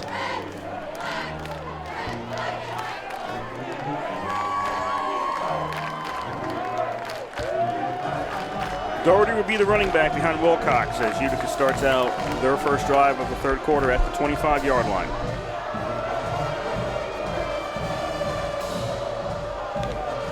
Three wide receiver formation. Doherty takes the carry. He gets grabbed almost immediately by Hazard, and he's got maybe a gain of 1. Yeah, good penetration there from Hazard on the line. They've been stuffing that rushing attack all game. 16 rushing attempts and only 30 yards going into that last play for the Pioneers.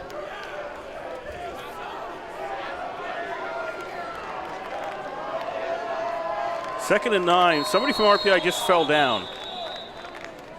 Yeah, it looked like Benitez. Injury, timeout. This is going to be an official timeout for an injury. He just fell backwards. It looked like maybe I really don't know, but we'll say training staff comes out,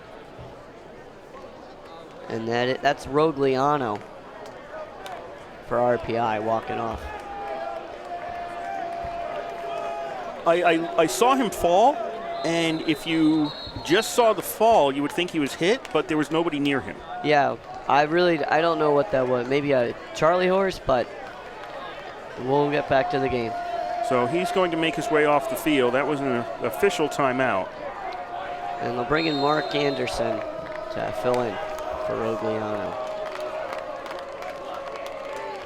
Second and 9 at the 26-yard line. Wilcox throws it, and it is almost taken. It was dropped. It was almost a nice one-handed grab there. Perry on the coverage wrapped him up right away as soon as he touched the ball. I'm trying to get the number on this. Perry was on the coverage directly. It might have been Gutowski in there trying to swoop it up. I think that was O'Connor. Yeah, it was O'Connor. O'Connor looked like he was going to make a real nice one-handed grab and pull it into his body, but right as he was pulling it in, he got hit, and the ball came loose.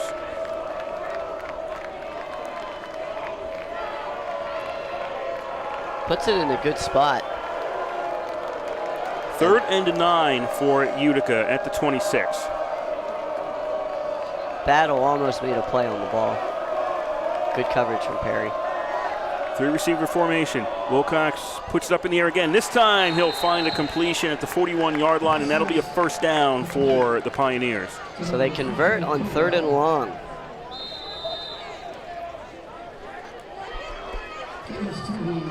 That was right on the reception. I'm out of bounds immediately, so there was no opportunity to move ahead. He caught the ball and then stepped out.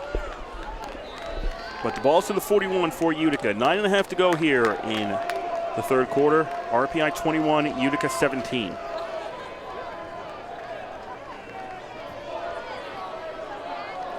First and 10 for the Pioneers at the 41-yard line.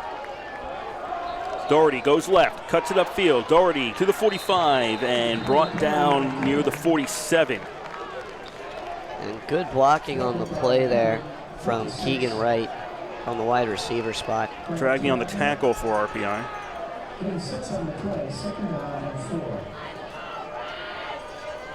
Or actually was that Benitez, one of the two.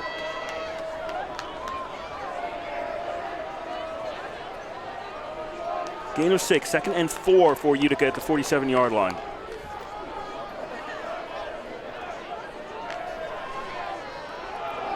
They're going to go back to Doherty. Doherty is going to make the first down. He's going to get to the 48-yard line. Going left, makes one cut before he's grabbed, and he's got a first down at the 48. So the Pioneers now starting to find some success with their running game.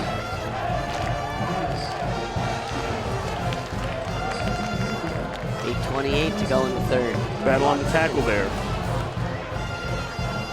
First and 10 for Utica at the RPI 48. 21-17, RPI leads. Utica not varying much from their 3 wideout formation. Wilcox throws, that is complete. That'll be another first down to the 30-yard line for O'Connor. He's still on his feet, now he's down to 28. Are they, is the ball come loose? I don't. He certainly, his forward progress was stopped. I'm not sure why there was no whistle there. Yeah, I have a problem. I agree with you. I have a problem with that play because it looked to me like his forward progress had stopped, and you're supposed to certainly call supposed the play to blow it dead. Yeah. Then a crowd formed. I mean, we're lucky. Things could have gotten ugly if. And so we take it. Fallon there makes a stop. His progress is down right there. I mean, that kept going, and he was stopped really at the 30. They should have stopped that play at the 30-yard line. He gets it to the 27. I mean, that play was 10, 15 yards downfield, and Alec Hazard on the defensive line had time to run down and start pushing at the pile. That's just too long. First and 10 at the 27, though, for Utica. They're going end zone, and is that a completion? Yes, it is. I didn't think he was going to get anywhere close to that. Wow. And instead, it's caught in the end zone, and Utica takes the lead. Keegan Wright with just an athletic dive. I thought Perry was going to try and make a play on the ball. He was so far deep, but Keegan Wright just lays himself out, dives, and makes the grab in the end zone. Blasts through the coverage from Blake Battle. Excuse me, that was Gutowski that I thought was going to make a play on the ball. So Wright gets the 27-yard touchdown reception to put Utica up 23-21. Extra point, snap, spot, the kick is up, and it is good. Make that 24-21 Utica with 7:23 to go here in the third quarter. So now we're getting the tale of two offenses to start off this half. Engineers drive right down, Pioneers push right back. And again, they just looked really strong from everywhere, from the run game to the pass game, and just a beautiful play to make that grab for Keegan Wright. I'm watching in real time. You didn't think that Wright was going to get to that ball. No. And you thought that Gutowski was going to be the one to grab it. And instead it went the other way.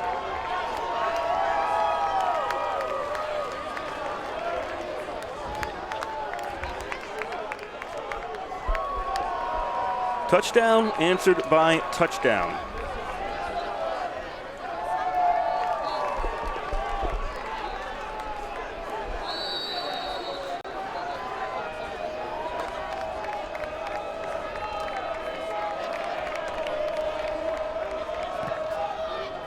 Kickoff will go out of bounds, so RPI will take this at the 35-yard line. That was a bad kick. Yeah. First bad kick of the day, really. That was Tet on the kickoff for Utica.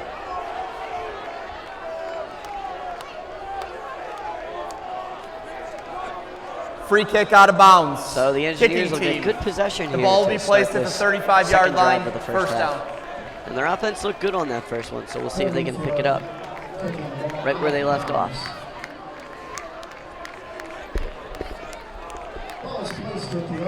First and 10 RPI at the 35.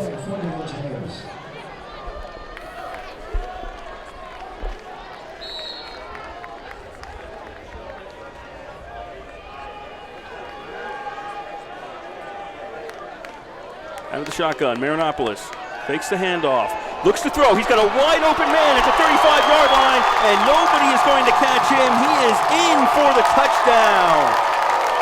Question is, who is that? That is number 85, Josh Edwards, the tight end from Wrightstown, New Jersey.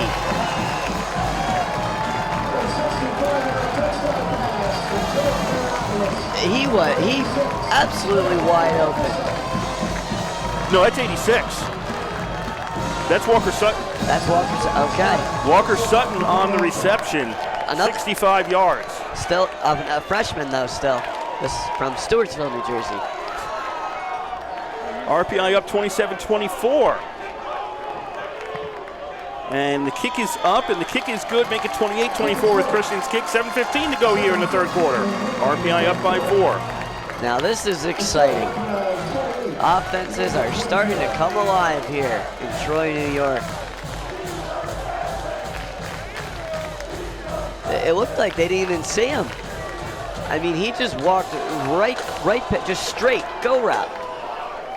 Well, that's the old, you put somebody out there who doesn't play as much, and nobody notices because I mean, he had speed. He finished with the Usain Bolt track finish there. Just gets across the line in no time. No one there. The safety had gone up. It looked like they maybe thought it was a run play, and Marinopolis just drops it in there.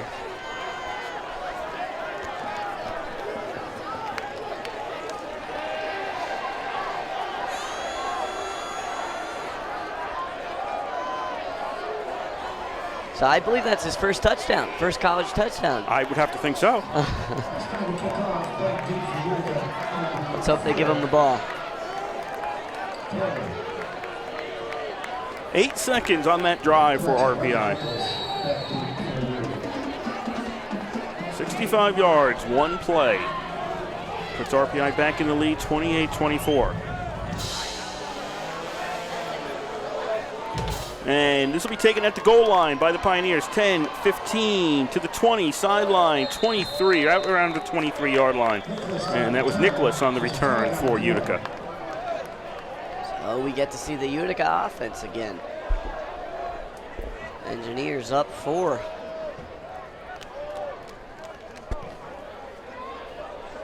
Illegal substitution. Kicking team number 32. 5-yard penalty will be added to the end of the run. So a penalty on the kickoff. Pioneers will get the ball at the 30. 5-yard penalty added to the end of the run. Probably about the 27. That was an illegal substitution for RPI. So they'll add the 5 yards to the end of the run. Moves the ball to the Utica 21-yard line, 1st and 10 for the Pioneers.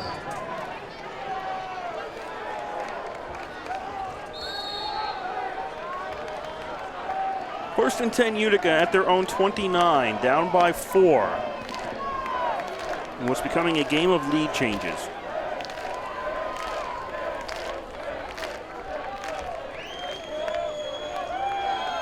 Wilcox on first down throws. That is complete and close to a first down. That's right on the reception for Utica. He's out at the 38, so he picks up 9 on that play. Stopped initially by Davis, but then he was able to break through that tackle, and Gutowski had to come over and help.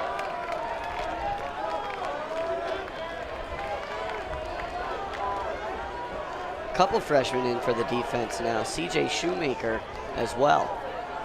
Second down and 1. And RPI crossed again. Free play for Utica, and they're going to look for another chunk, and that's going to be incomplete. As they were looking for Messi.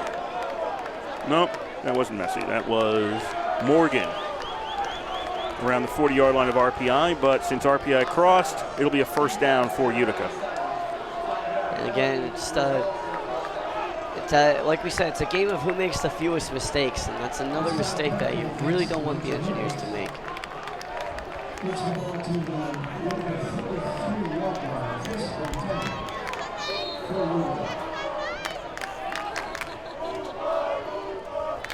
Ball out to the 43 for a first and 10 for the Pioneers. RPI 28, Utica 24 with 6:39 to go here in the third quarter.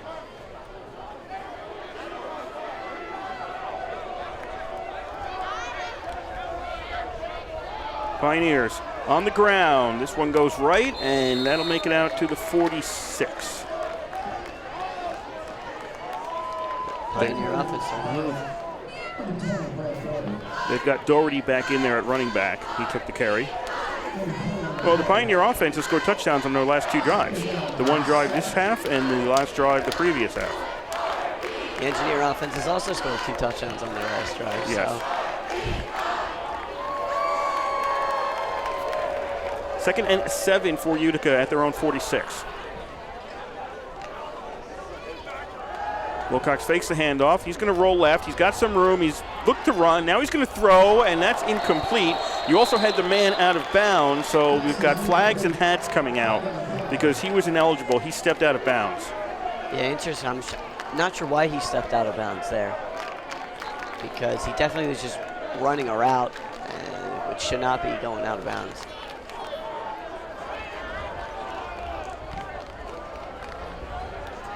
We're going to get a little bit of a discussion here.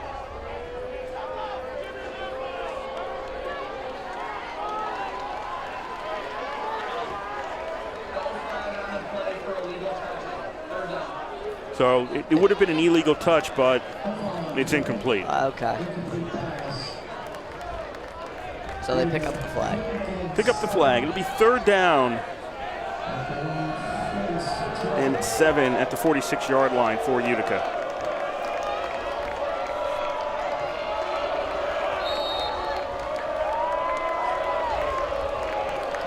Three receivers set.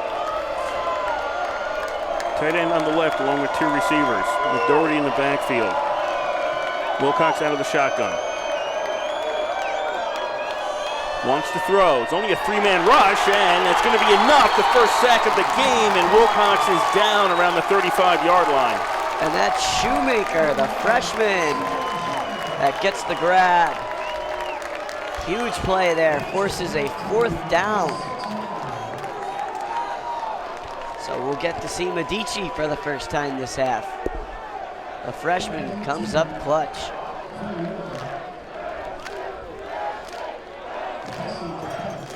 And the Engineers student section's chanting freshman to his respect. Spellman's back around his own 30. Medici punt. This one's not up there as long as others, but it goes out of bounds almost immediately. Yeah, they hit to blow this dead because the ball had actually hit out of bounds, and it'll be at the 35-yard line. 5:05 to go here, 3rd quarter. RPI getting the ball back, leading 28-24. And we'll see if they can extend this lead here. This will be their first chance to make it more than a 1-possession game.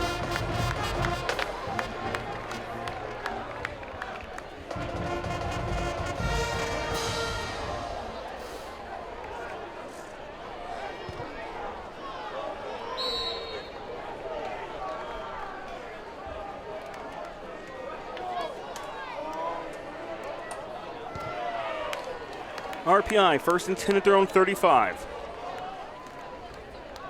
They give us to Burnett, and Burnett is going to get a couple yards. He'll make it out to the 40, actually 4 yards, 39-yard line. He'll get it out to the 39. Yeah, Burnett really just keeping the legs moving and keeping the forward progress going. Eventually gets stopped by a mob.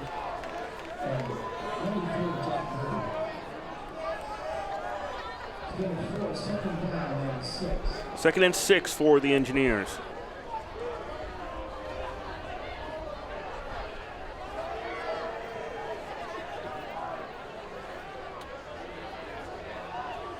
Burnett stays in the backfield. Kelly now drops back there. They'll fake the handoff to Kelly. Throw by Marinopoulos, and his intended receiver, which was Smith, was not even looking for that. Yeah, miscommunication there between Smith and Marinopoulos.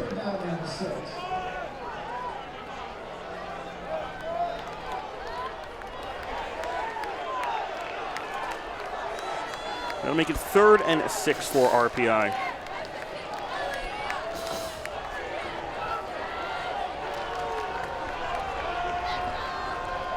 Five wide receiver formation for Marinopoulos. 5 on the line for Utica. And all 5 are coming. Marinopoulos gets rid of the ball. That is complete, and it won't be a first down as the Chico was tackled 1 yard short of the line. So 3rd and short coming up. We'll see if they bring in Miesland for the direct snap again. Nope, this is a punt. This is 4th down. All right. So Engineers electing to not go aggressive on this drive. Probably a smart play here. They do have the lead. You have to trust your defense. And they've done a pretty good job here in this game. Moncrief out to punt.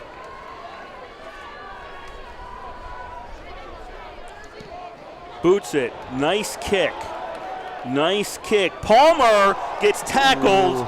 He gets hit. The ball is covered by Utica. Okay, so there's no question here, but that's interference with the opportunity to catch the ball against RPI. And Carlos Davis is going to be upset about that because that fair catch was signaled for at the very last minute. Well, it doesn't matter if it's a fair catch or not. Okay. You still have to have the opportunity to catch. Okay. So Davis just unable to stop his momentum. There still has to be the opportunity to catch the ball, whether it's a fair catch or not, because once the ball crosses the line of scrimmage, RPI doesn't have a right to the ball anymore. That's true. Okay, so you On have the to play, allow the opposition both a chance by the to catch kicking the ball. team. Holding, offense number 11. That And penalty RPI is is also declined. called for holding Kick on catch this play. interference. Kick team number 15. they do 15 call yards the from the interference. awarded fair Yes. catch spot.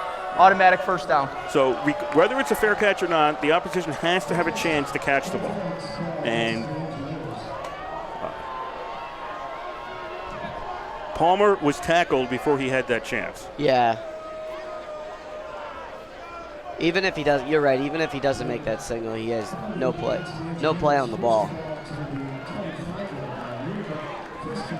So the ball would have been at the 10, instead comes out to the 25.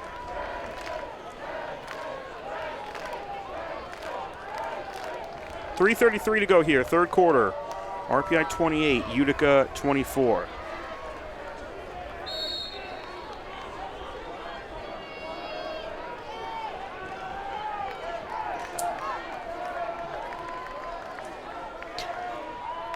Pioneers. Typical three wide out formation, and this is a completion along the sidelines. Won't be a first, well, maybe it will be. They're going to call him out at the 35-yard line, so that will be a first down. Palmer on the completion for Utica, and they'll move the chains. Utica offense back out.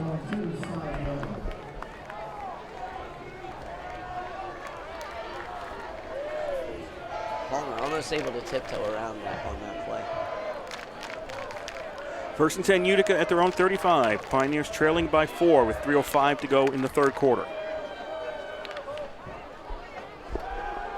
Wilcox fakes the handoff, rolls left, throws. That's complete, but Miller can't get much beyond the initial 3 yards of the catch. He'll get one. He'll get out to the 39, so it's a pickup of about 4. And Kotowski and Sadak are right there on top of it.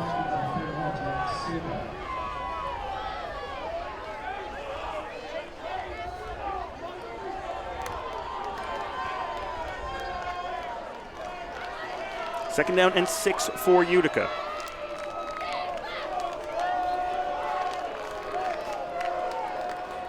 Wilcox to throw. And that's low, looking for Palmer. Did he catch it? Yes, they're going to rule he caught it. Yeah, Palmer able to scoop that out. We couldn't really see it from this angle, but there was a ref right there that had a good eye on it. I think he's a little bit short. Nope, they're going to back it up now. He is short of the first down. Yeah, third and really inches. Yeah, it's probably about a foot.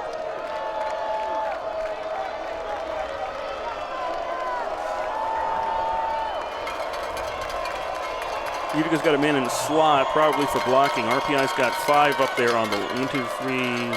Yeah, they got 5 on the line, thinking Utica might keep this on the ground. 4 seconds left on the play clock. They'll snap the ball. This is going to be a throw, and it's knocked away by Kotowski.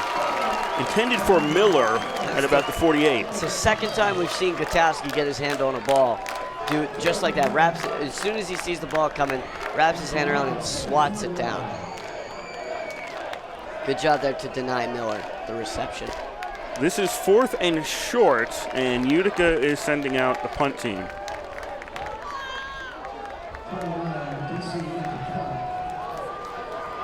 Medici is back. Spellman is around his own 22 right now.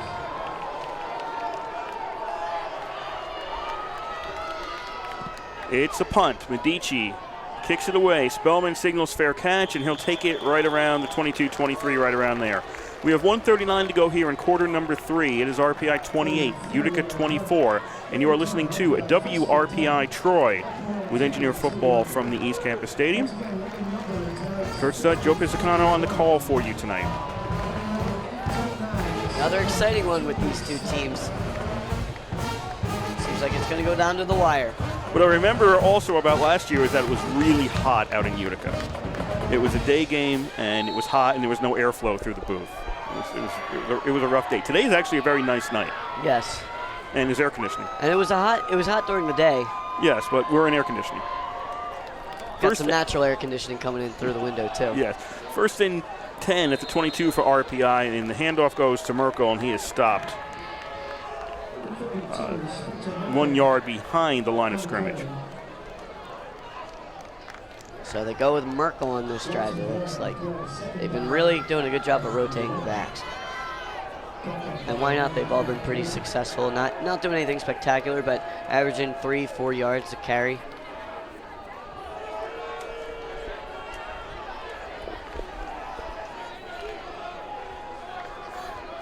Second and 11 for RPI, and there was movement and there was contact. Yes, movement and contact is going to end this play. So who is this against? And both Ball sides start. are pointing. And RPI Offense, number is going to 58. go get 5-yard called for penalty. illegal motion. Second down. So this will push them back further.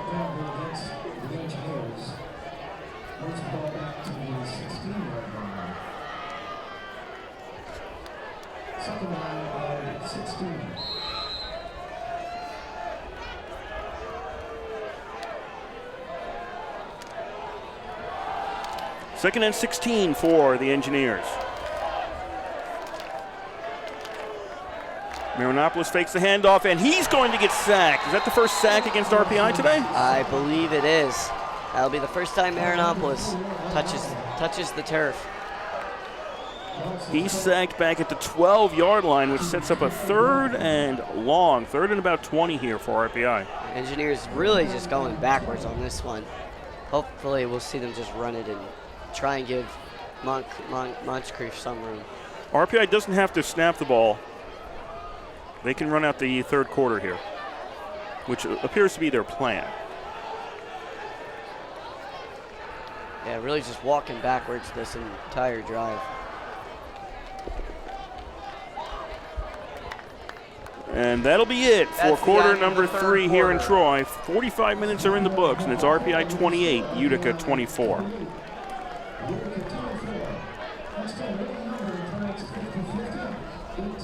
As we switch sides.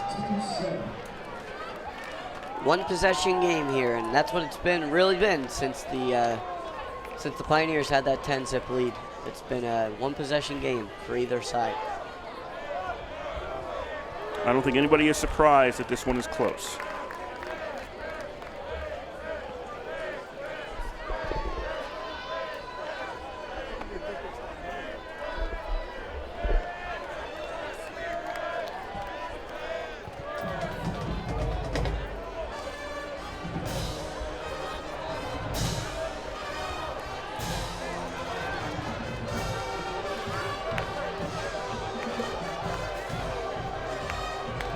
Next week is Anna Maria here at the East Campus Stadium, a 1 p.m. start.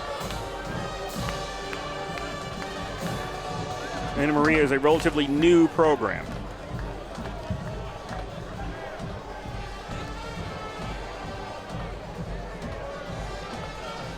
About ready to start the fourth quarter. RPI left to right, Utica right to left across your radio dial in quarter number 4. 28-24 RPI leads, as they are looking at a 3rd and 20 from the 12-yard line.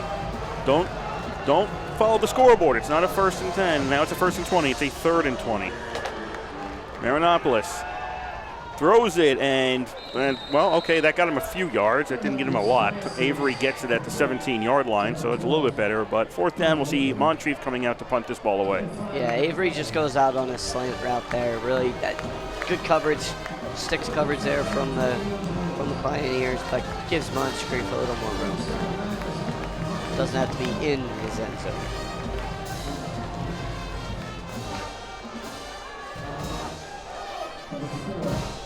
Utica expecting good field position after this punt. Moncrief boots it, not a long one. Field fair catch called on the RPI side of the field, and Utica is going to take it near the RPI 45, right on the 45-yard line. So the Pioneers, good field position to start out their first drive of the fourth quarter, with RPI up 28-24 and 14-13 left in the game. And Davis there on the coverage, doing a good job not running into the return. Just running up, putting his hands up, and not causing any interference. So learning from his mistakes.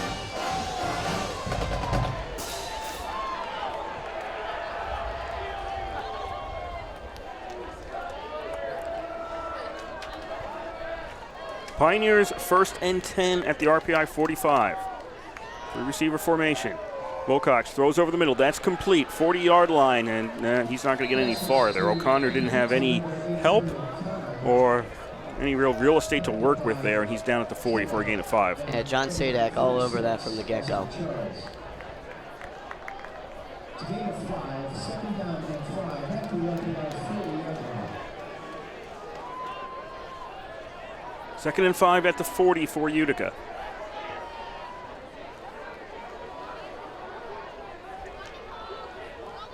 They're going to put it on the ground. And no, that's only going to get him about a yard and a half.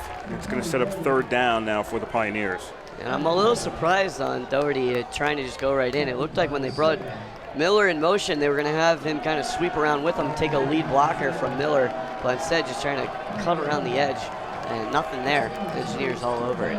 Utica 21 rushes in the first 3 quarters for 35 yards. That is a lousy average. 3rd and a little over 3 for the Pioneers. Jamarius Morgan is now in at running back. He's going to stay to block pass. That is complete, and that'll be a 1st down. Miller gets it a couple of more yards to the 32 before he's hit, and Utica moves the chains.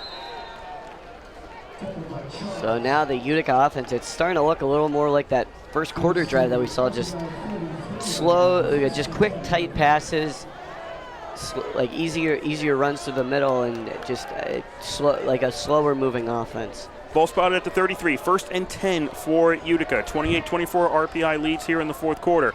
Morgan is going to get the carry, and Morgan falls backwards to the 30-yard line. That's not bad, actually. It's about 3 yards. And again, just kind of going to the ground and then dinking and dunking over the middle. Actually, 3 yards is better than the average Utica had coming into this quarter.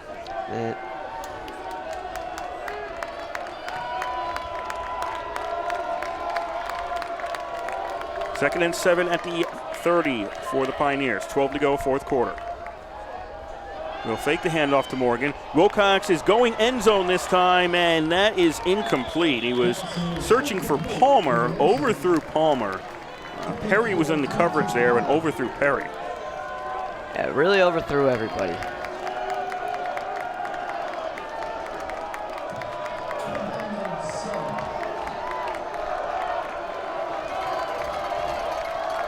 Third and 7 for Utica. Ball's at the 30-yard line, so I'm thinking this is maybe too far for Medici on the field goal, but you're not going to punt here either. So again, I'm thinking this is a 2-down situation.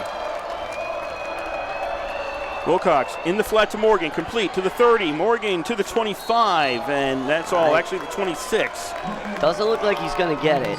No, he doesn't have it. He needed another 3 yards. Well, like you said, could be 2-down territory here as they're keeping their linemen out. Yeah, I don't think they're comfortable. This would be a 43-yard field goal if they went for it. Maybe they're going to go for it here? Well, they are. That's Medici. Yeah, Medici's coming out to try this. And he has been good this year, but this will definitely be his most challenging task yet. This is from the left hash. He's a right-footed kicker. This is a 43-yard field goal attempt. Snap, spots down, the kick is up, and the kick is good. That is a, wow. That took some time to get there. But Medici remains perfect on the season. So with 11:03 to go here in the fourth quarter, it's now a 1-point game. RPI 28, Utica 27 with a 43-yard field goal. Saturday Night Lights, all the action here from the East Campus Athletic Village. Brought to you by 91.5 FM WRPI Troy. You're listening to Engineer Football. Brought to you by Joe Pisacano and Kurt Stutt. Engineers will get the ball back, we assume, with 11:03 to go in the fourth.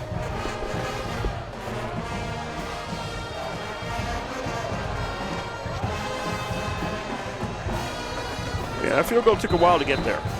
Wasn't sure if he was going to make it. But in the end, it looks like a rocket shot through the uprights in the box score. That's true. It's like in baseball. Every double looks like a liner to the gap.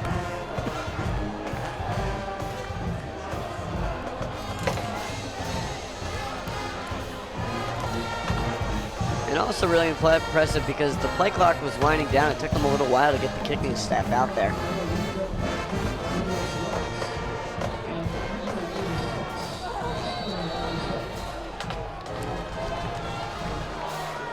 Set out to kick off.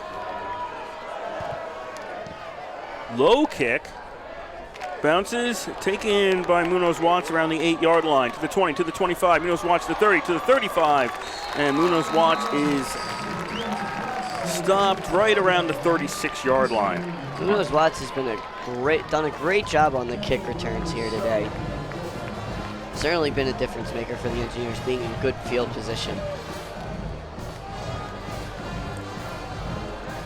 He was averaging 43 yards a return coming into that one.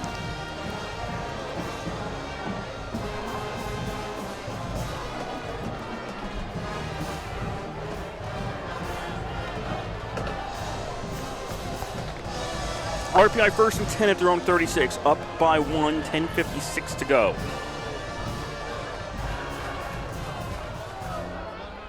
Meisner goes in motion, takes the handoff, runs to the right, turns it upfield, and gets tripped up and goes a little bit of a cartwheel there, and he stopped at the 40-yard line.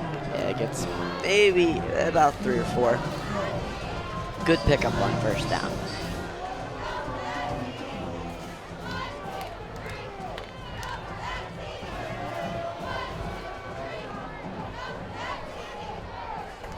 Second and 6 RPI at the 40.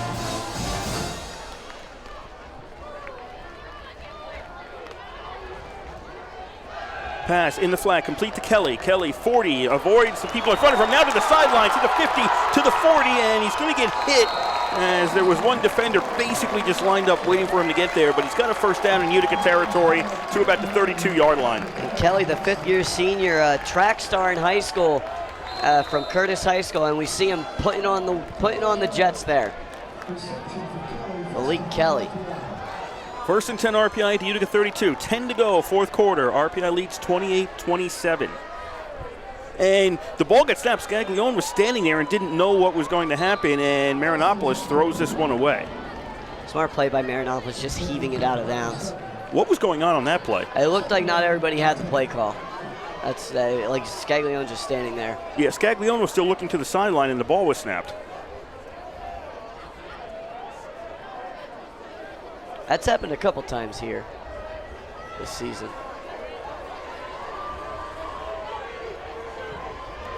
Incomplete there on first down. I guess that's could have been worse.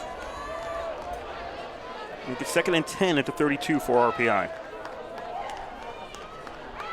And Scaglione takes the ball and finds a hole, breaks a couple of tackles, and stays on his feet to the 25.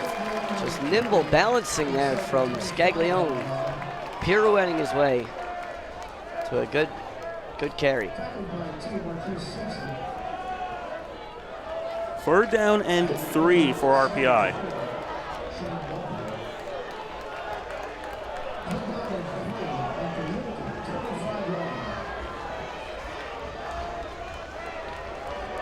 Two receivers to the right.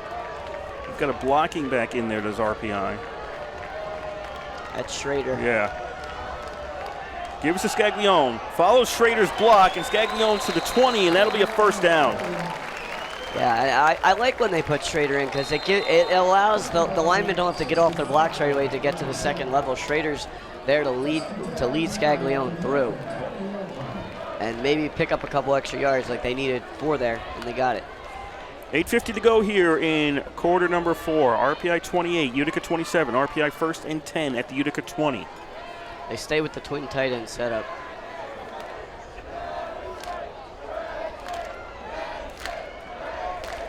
Scaglione in the backfield to the left of Marinopoulos. And he's going to get the carry straight ahead, hits the line, and he's stopped. Maybe gets a yard to the 19. 8:22 to go here in the 4th quarter. Engineers up 1. Very important offensive drive for them. Because we know how long that Utica offense can stay on the field.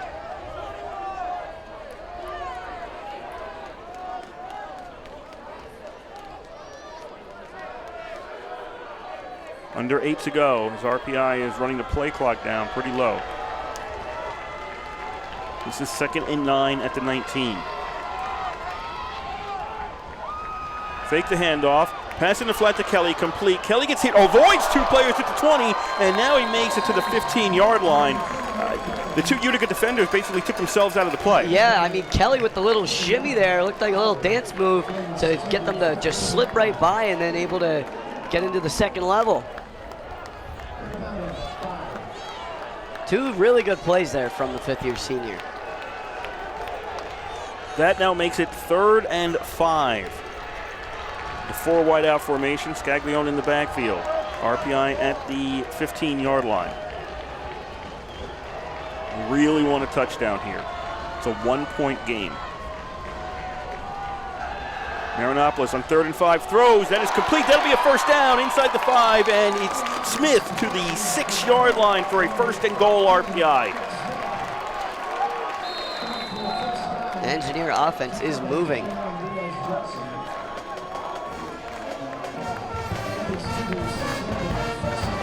Smith, nothing fancy on that route. Just turned, caught the pass, dropped down. Clock running, 6:35 to go, 4th quarter. RPI leads by 1. 1st and goal at the 6.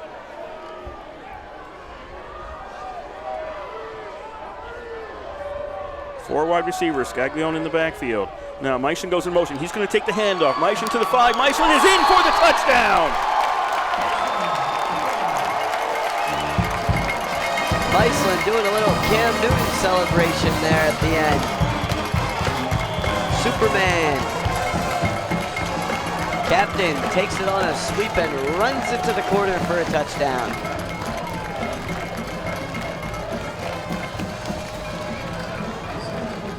So now Christian comes out for the extra point. Looking to make this an 8-point game. So Result of the play is a touchdown. After the play, unsportsmanlike conduct, RPI number 10. That is his 1st towards disqualification. It will be enforced on the kickoff. 7-point lead. Christian's kick can make it 8.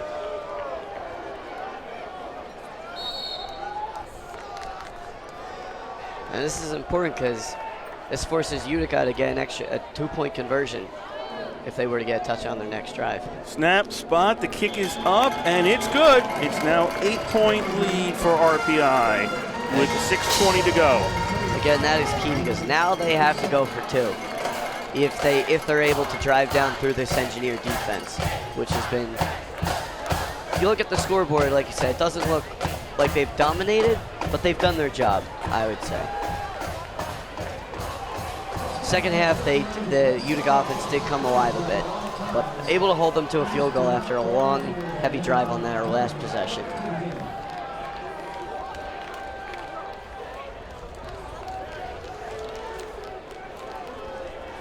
A lot of time on the clock for Utica to work with.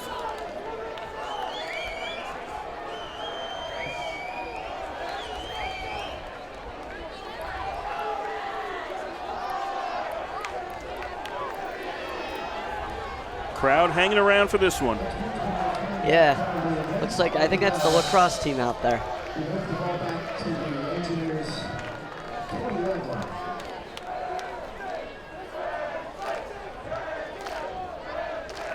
Number 39 will kick off. Number 4, Nicholas back to beat. Along with 42 Hogan. Utica about to get this ball from Krishnan. There must have been a penalty against RPI because the ball's getting kicked off from the 20. We missed that. It gets kicked short and it'll be taken by Utica at their own 45-yard line as one of the up men covered it. I saw a flag after the touchdown, but I didn't get to hear the announcement on what the flag was, so maybe an unsportsmanlike conduct of some sort. I missed the flag entirely. Yeah, I saw it. It was after. So Mislan did the little Superman celebration, and then there was a flag. Probably so an unsportsmanlike. I'm not really sure how Superman's unsportsmanlike, but maybe it must have been something else. Anyhow, well, he's not Superman. He may think he is. Okay, but no. Anyway, so it was a kickoff from the 20, and a low kick gives Utica the ball at the 45-yard line. 6:19 to go in the fourth quarter. Utica down by 8. Wilcox pass complete. This is going to RPI territory. This will be a Utica first down right around the 45, or the 43, pardon me, right on the reception for Utica. He's down at the 42. Yeah, Wright doesn't really do much. He didn't have to fight off too many defenders on that play. They kind of just were waiting there for him. But you want to see RPI kind of press a little bit because you haven't won this yet.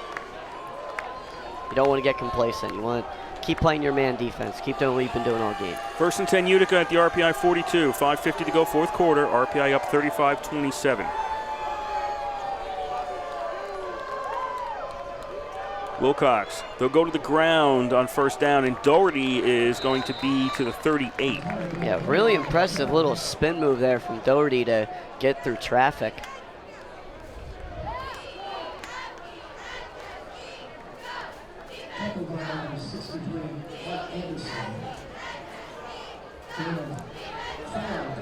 We'll call it 4 officially for Doherty on that carry. 2nd and 6 for Utica at the 38-yard line.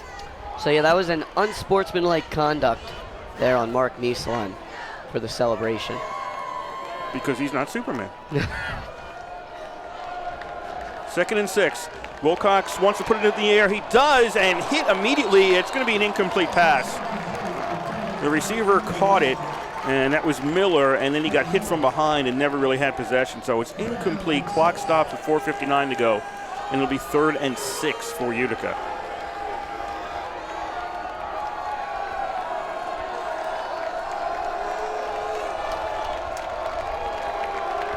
So definitely 2-down territory now. Ball at the 38 for a 3rd and 6 for Utica. Wilcox is looking left.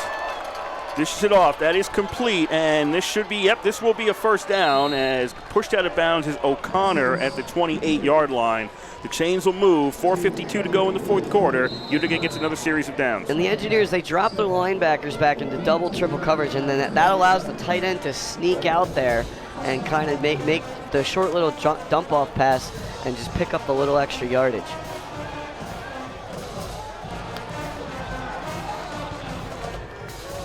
First and 10 Utica at the RPI 28. 4.5 to go.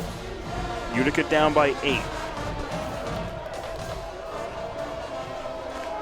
3-receiver formation. Wilcox is looking right. Puts the ball up in the air, and that's going into the end zone, and that'll be incomplete. Wright was the intended receiver. He knew he was never going to get anywhere close to it, and he actually kind of pushed the defender. Yeah, who wasn't going to get to it either. Yeah, just a ball sailing away. But 2nd down now. Again, they do get that all-important fresh set of downs. 4:17 to go here in the fourth.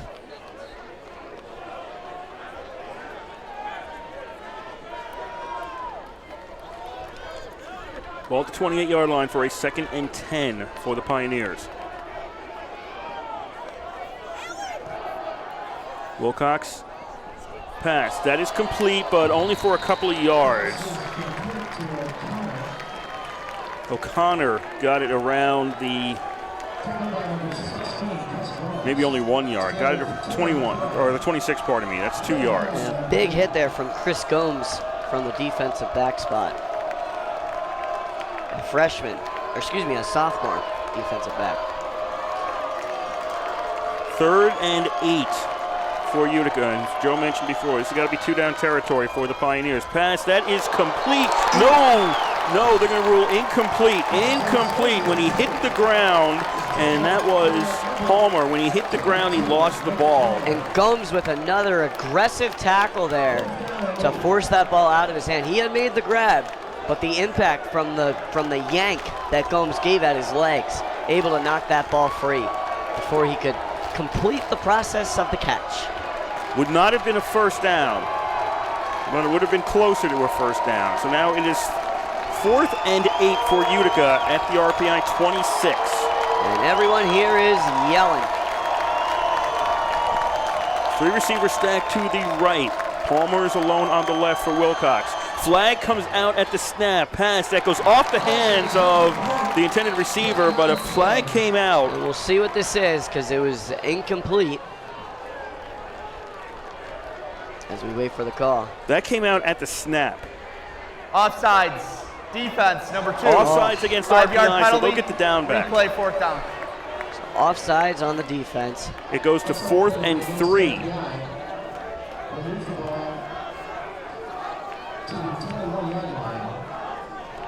It was an incomplete pass, but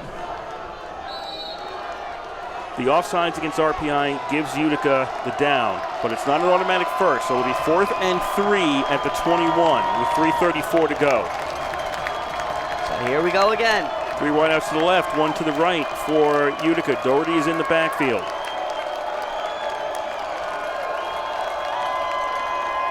Wilcox looks, throws, intercepted by the Engineers, deflects and is intercepted. Taken for the Engineers by Haggard, and he is down around the 33-yard line. No, Tragney. That was Tragney. I thought it was, yes, that was Tragney. Yes, Tragney with the interception. It was intended for Miller, went off his hands. Tragney grabbed it, and RPI's got the turnover. First turnover by Utica today, and RPI has it at their own 33, up by 8 with 3:26 to go. So the senior captain in the right place at the right time. Able to snag it. And all but seal the victory for the Engineers, barring any unforeseen. Utica has 3 timeouts. RPI's got to move this ball. That is true. Either way, a huge play there from Tragney. RPI 1st and 10 at the 33, on the ground. And that'll get maybe 2 yards, and that'll be a timeout. Blaise Fagiano, the coach for Utica, will call a timeout to stop the Utica. clock. That is their So 3:20 to go. With Scaglione on the carry for RPI.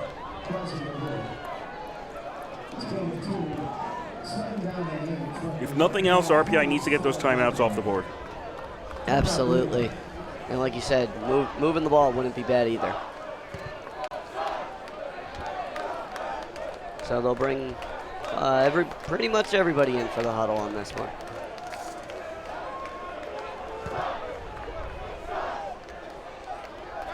You've got the defense on one side. The offense, everybody from the offense is out on the field talking this over, and the defense is the other group, and you've got a couple of people just floating around out there. The kickers are not involved with any of this. I mean, if the defense for RPI, you need to assume you're going back out there again. Absolutely. You got to be in that mindset, ready to go. So we have 3:20 left, 2nd and 8 for RPI at the 35-yard line. Utica with 2 timeouts remaining. RPI up by 8.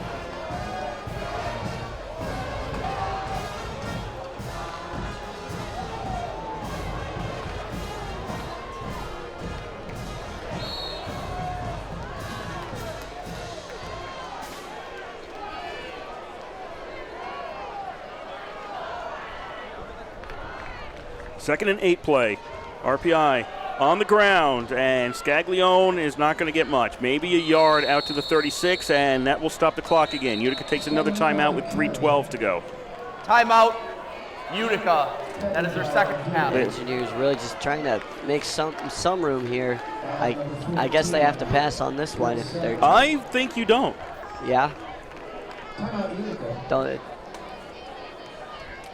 don't trust the Marinopolis here? No, what I'm saying is if you run the ball, you take the last timeout off the board. That's true. There's no 2-minute warning in this game. You take the timeout off the board, and if you give the ball back to Utica, they'll have it on their side of the field without any timeouts left. And it's a good point. I still think if they get this first down, which they have a better chance with Marinopolis, that guarantees all 3 timeouts are gone and you have the ball. Well, you would like the first down, but now you have to weigh the possibilities here. That's true. You have to weigh the possibilities because if something goes wrong on that pass play, if you get an incompletion, you've gotten nothing and you don't get the extra timeout. And the ball, you're right, then the clock stops. Right. So you have to weigh what happens here. I wouldn't be surprised if they just keep it on the ground again and force Utica to use the last timeout.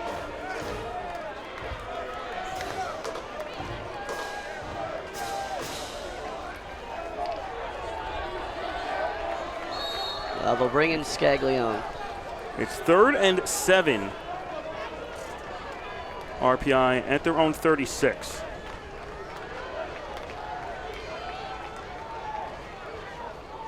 And Marinopolis is looking to throw. He's going to pass, and that's incomplete.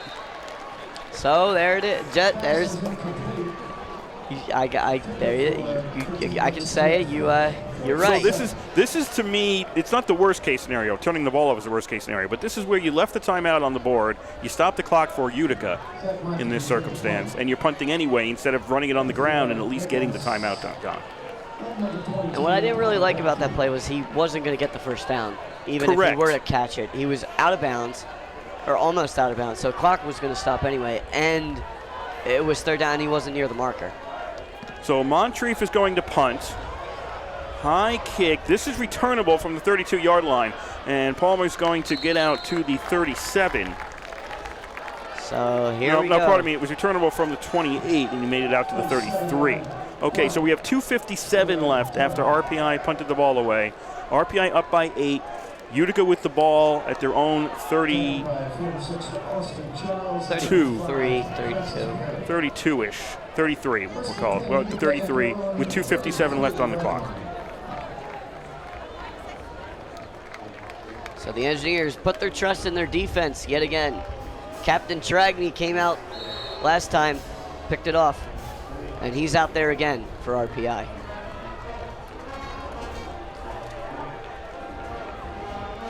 First and 10 at the 33 for Utica. Wilcox throws. That is complete, and along the sidelines, that'll be a first down. Out at the 46. Interesting move. He did not immediately run out of bounds, so the clock will run. Well, that doesn't count until the last 2 minutes. Okay. So that was right on the reception. He's out at the 46. 2:35 to go. Utica down by 8, 1st and 10 at their own 46. Wilcox slings it over the middle, and that's incomplete. Looking for Wright near the first down marker, and he couldn't hold on to it. Wright upset with himself. But 2nd down, clock does stop on the incomplete pass.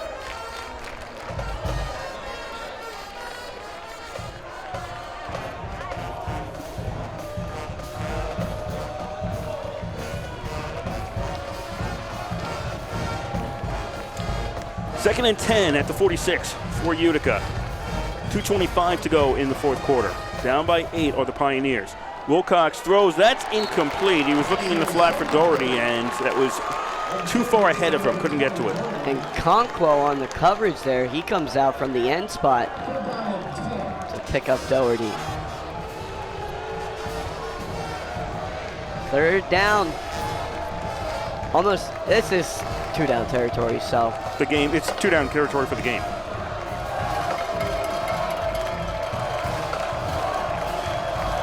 Third and 10 from the 46 for Utica. Wilcox back to throw and pass. That's complete. That'll be a first down to the RPI 42-yard line. O'Connor on the reception. At 41, he steps out, and that'll move the chains. Clock is stopped while they do that. 2:16 to go in today's game. RPI up by 8. Tonight's game. Tonight's game. Well, it is still today. Okay. It's not this morning. Tight coverage there from the Engineer defensive back, but they were unable to get their hand in front of the pass. 2 to go.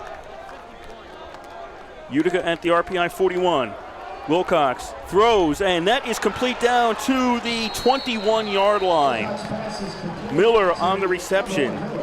Katowski on the tackle. Clock stops on the chain movement. Well, yep. Well, briefly. No, it's still running. It's still running. It should have stopped a little bit. You're supposed to stop it in college when you move the chains. It didn't. Ball's at the 21-yard line for Utica. 1:36 to go in the fourth quarter. RPI up by 8. Utica needs a touchdown, then they need a 2-point conversion to tie this one. 4 wideout formation for Wilcox. Wilcox throws. That's complete to the 20, and that's all that Utica is going to get. Doherty is stopped there. Katowski there with the big hit. Clock is still running. As the ball's at the 20-yard line. Utica is rapidly running out of time here. That's 2nd down and 9. 1:10 to go. They're going to bunch everybody in close this time. They're not spread that far wide from the 5 core linemen, we'll call it. Wilcox throws on 2nd down. That is complete and stopped at the 12-yard line. So it's only a pickup of about 4 yards. Clock is still running. 50 seconds to go in today's game. It'll be a 3rd and 6. Sadak John Sadak there doing a great job wrapping his arms around the legs, giving them nowhere to go. 3rd and 6 for Utica. 4 wideouts, 35 seconds left. They snap the ball. Wilcox throws. That is complete inside the 1 and at the 1-yard line. And now you have to call timeout if you're Utica. They're going to move the chains. Utica has 1 timeout left as they're down to the 1. They have lined up, and they're going to spike the ball with 23 seconds left. So they'll go for a 2nd and goal from the 1 as they can go think this one over now. I'm a little surprised by that because you take the timeout, now you got 4 downs, but again, you can't stop the clock. So maybe that's what they're thinking. Maybe try a pass. We'll see. They have 3 downs to get in the end zone, and they're right at the edge. They're right at the edge, and if something goes wrong, they can stop the clock now. If they take the timeout and something goes wrong, they can't stop the clock anymore.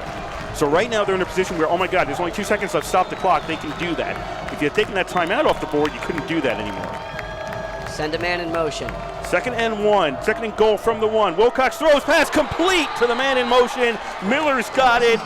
Utica pulls to within 2. And I saw Miller running around, and I thought either they're handing off to him or they're tossing to him because he's got too much speed. And the Engineers had no one going with them. They had no linebackers going with them, so they knew it was zone coverage. And this is going to be a nail-biter here in Troy. Talk about an exciting finish here. Engineers converting that extra point. Now they have to go for 2. And this is the game. Utica going for 2 with 19 seconds left. Down by 2. Trips lined up to the left. Yep, you got a single receiver on the right. 1 running back for the Pioneers. They snap the ball from the 3-yard line. Send a man in motion. That's Doherty in motion to the left. You'll have 4 receivers on the left now. Wilcox looking left. He throws, and that is incomplete. Knocked away by the defense. Katowski got in front of it. And he's been doing that all game. I think that's his 3rd pass deflection of the game. Joey Katowski all but wins it for the Engineers here. 19 seconds on the clock. Beautiful, beautiful defense there from Joey Katowski. So the pass fails on the conversion attempt. 19 seconds left. Utica has got to go for an onside here. And they do have that 1 timeout. And they have a capable field goal kicker. Yes. So it is not over, but the Engineers defense is doing everything they can.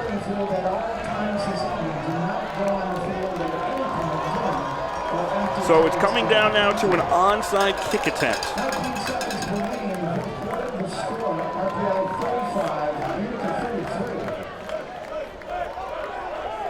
Utica has got to get the ball now. So if the Engineers recover this onside kick, they can kneel it and end the game. End it. Yes. If Utica gets it, they still have life. Again, that was Katowski getting in front of a 2-point conversion pass attempt and knocking the ball away. It was intended for Miller. Senior Joey Gutowski. And they've got him out here on the onside kick. Get the hands team out there. You've got people out there that you don't normally see. Yeah, you got Mislan, Avery, Smith. This is absolutely the hands team. Sticky glue in their gloves. Vinny McDonald out there, You've too. got one man back deep just in case. Looks like Tet is going to go to the left, and it's touched by Utica ahead. No, Utica grabbed it. That's Miller. And he's running the end zone. He's going towards the end zone, but it was grabbed before it went 10 yards. That's the problem. Utica touched it at the 44 and had to go to the 45. It had to go 10 yards, and they touched it too soon. That's an illegal touch against Utica. That was scary. That was very scary because for RPI, because Utica, that was a free path to the end zone. Yeah, flag came out once it was touched by Utica. You can't touch it if you kick it until it goes 10 yards, and it was only 9. Flag came out behind him, so I don't even think he saw it on the play. And that's why he went sprinting towards the end zone. Legal touching.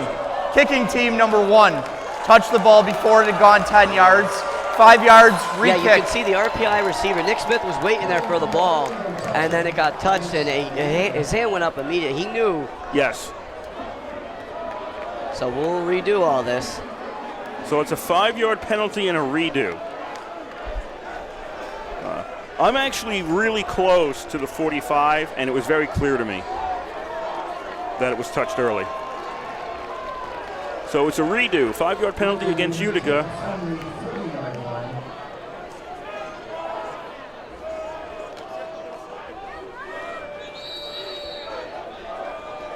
"19 seconds left. Utica needs the ball down by 2. Another onside kick attempt. This one pops up in the air, and it's Lombardi who catches it, and he's got it back around the 43, and that'll be it. RPI can go to the knee, and they'll win this one. So Lombardi last week doesn't make a great play on special teams to end the game on that punt return against WPI. This week gets redemption, recovers the onside kick for RPI. And what a thriller here Saturday night under the lights in Troy, New York. RPI's offense out there for 1 knee at least, 2 if Utica decides to use a timeout. And it looks like they're going to let it run. They're going to let it run. It's futile, really. Well, the odds of that going wrong are really, really slim. So it's just a matter of winding this one down. Teams are going to meet for the handshake, and that's it. It's official here in Troy. RPI 35, Utica 33. RPI comes away with a thrilling victory here in Troy. And we said they would respond last week, and they most certainly did here tonight. Tragney coming up with the big interception there when Utica was moving down the field, and then Gutowski with the just athletic play to make the stop on the 2-point conversion. I guess in the end that timeout didn't matter because it stayed on the board. Didn't really matter. So RPI recovers from a 3-point loss last week to pick up a 2-point win this week. You know, if you're thinking about it, they couldn't afford to give any points to last week's game. Absolutely. If you give 4 points away from this one to last week, you lose this one. So that's the way it goes sometimes. You can't trade the points away like that. But for RPI, it was this was a tough one. They were the only team down by 2 scores in today's game at any point when Utica was up 10-0 in the second quarter. Other than that, this was stayed a 1-score game and some lead changes along the way, which you don't always see in football either, but this one had some lead changes as it went along. And so RPI hands Utica their first loss of the season after starting out 2-0. Pioneers dropped to 2-1. Engineers improved to 2-1. All right. So I'm going to run down the scoring here in today's game, and then Joe's going to pick his offensive and defensive engineers of the game. hard to believe in a 35-33 game. There was only one score in the first quarter. That was Utica. Miller with a 5-yard pass from Wilcox. Medici's kick made it 7-0 Utica, and that was the score after one quarter. Second quarter, Utica, as I mentioned, the only two-score lead of today's game. Medici with a 22-yard field goal with 12:13:28 to play made it 10-0 in favor of the Pioneers. RPI answered back. Avery with a 23-yard pass from Marinopolis. Christian's kick with 10:04 to go in the second made it 10-7. And then RPI took the lead.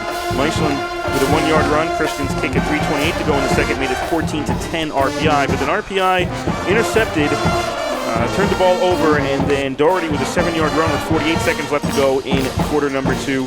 Medici's kick made it 17-14 Utica. That was the score at the half. Utica up by 3. RPI came out of the locker room, scored on the first drive, made it 21-17 when Smith caught an 8-yard pass from Marinopolis, and Christian's kick added to that. Utica with the next drive answered back right with a 27-yard pass from Wilcox, and Medici's kick made it 24-21 in favor of Utica. And then RPI took the lead to stay with 7:15 to go in the third. On the first play from scrimmage after RPI got the ball, Walker Sutton with a 65-yard pass from Marinopolis, and Christian's kick made it 28-24 RPI. That was the last lead change. In the fourth quarter, Utica got a field goal. Medici with a 43-yard field goal with 11:03 to go closed the gap, made it 28-27. But then RPI with what would be the game-winning score with 6:20 to go. Meislin with a 6-yard run. Christian's kick made it 35-27 in RPI's favor. Utica did come back with 19 seconds to go in today's game.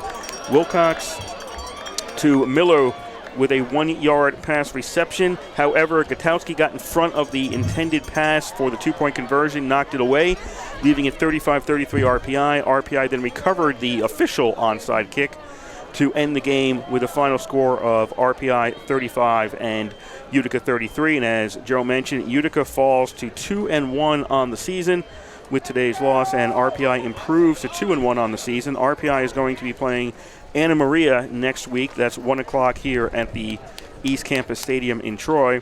And if you're a Utica fan, Utica is next playing at Cortland on the 5th. They're off next week, and then they're at Cortland on the 5th for an Empire 8 game.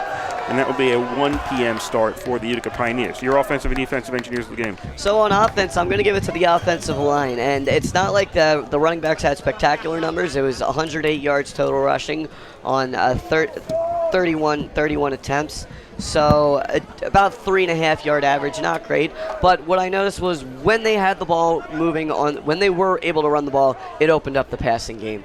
And several players really stood out. There was no one standout on offense, but I thought the offensive line was really the driving force. Once they started trusting them, once they started opening up the wedge for Scaglione and Burnett and Merkel, it really opened up the rest of the Engineers' offense. So the offensive line gets the Engineers' offensive player of the game, offensive engineer of the game. And then on defense, you got to give it to Joey Gutowski. Tragney, he had that big interception. That was huge, absolutely huge. But Gutowski came up. I think he must have stopped 3 scoring attempts with his batted down passes. So Joey Gutowski, and he just had tackles all over the field today. So Joey Gutowski gets defensive engineer of the game. So that's going to do it. A rare night game here at RPI. There was a time, people remember, it played at the 86 field, no lights. Couldn't have a night game. They moved to the stadium in 2009. That now became a possibility. And a rare night game here in Troy, and the crowd, good crowd here for tonight's game, is leaving happy with an RPI 35-33 victory. Just around the league for the Liberty League this weekend, in today's game, it was Ithaca 27-9 over Alfred. Union defeated Springfield 27-17. Hobart winning over Rowan 20-17. Brockport 55, Buffalo State 22. Not a good day for the Bengals. Are they the Buffalo State Bengals? Yes. Yes, thank you. Alfred State 27-21 over Rochester today, and last night it was St. Lawrence 32-22 over Morrisville State. So that's what happened in the Liberty League this weekend. And Joey Gutowski had 10 tackles on the day, so he certainly had the stats to back it up. That's a good total for tackles. Yeah. That's a real good total for tackles in a football game. So that's going to do it for us here at the East Campus Stadium. As, again, a happy night if you're an RPI fan, and it's not a very happy night if you're a Utica fan. It was a tough-fought, close game like last year. And again, like last year, this game could have gone the other way. It almost did. We saw that tip play there. that could have on tied the it. outside kick. I really thought this was going to overtime again. I really did. I Yeah. really thought, oh, that would have been a sight. 2 years in a row, the game's going to go to OT. Well, I watched an OT game earlier today. It was in the Premier Lacrosse League, and I don't think my nerves could handle that. It's too much adrenaline for one day. So we're going to head out of here. We'd like to thank the Rensselaer Union. They provide the funding for WRPI and all the club-related activity of the Institute, and that includes WRPI's coverage of engineer football, hockey, and baseball. Also, WRPI is on the World Wide Web. Point your browser to WRPI.org, and you can pick up our broadcast 24 hours a day, 7 days a week, as long as we're sending something out over the airwaves, we'll provide it for you on that feed. That's WRPI.org. We'd like to thank everybody back at the station for making sure we got out over the air. Our next sports broadcast, next football game is 1 o'clock next Saturday here at the East Campus Stadium. RPI hosting Anna Maria. First game between those two schools, and that'll be 1 o'clock next Saturday. And so we would like to thank you for listening to today's game. Joe Pisacano was over to my right. My name is Kurt Stutt. The final score here from the East Campus Stadium, it was RPI 35 and Utica 33. And you've been listening to live coverage of Engineer football on 91.5 FM, WRPI Troy.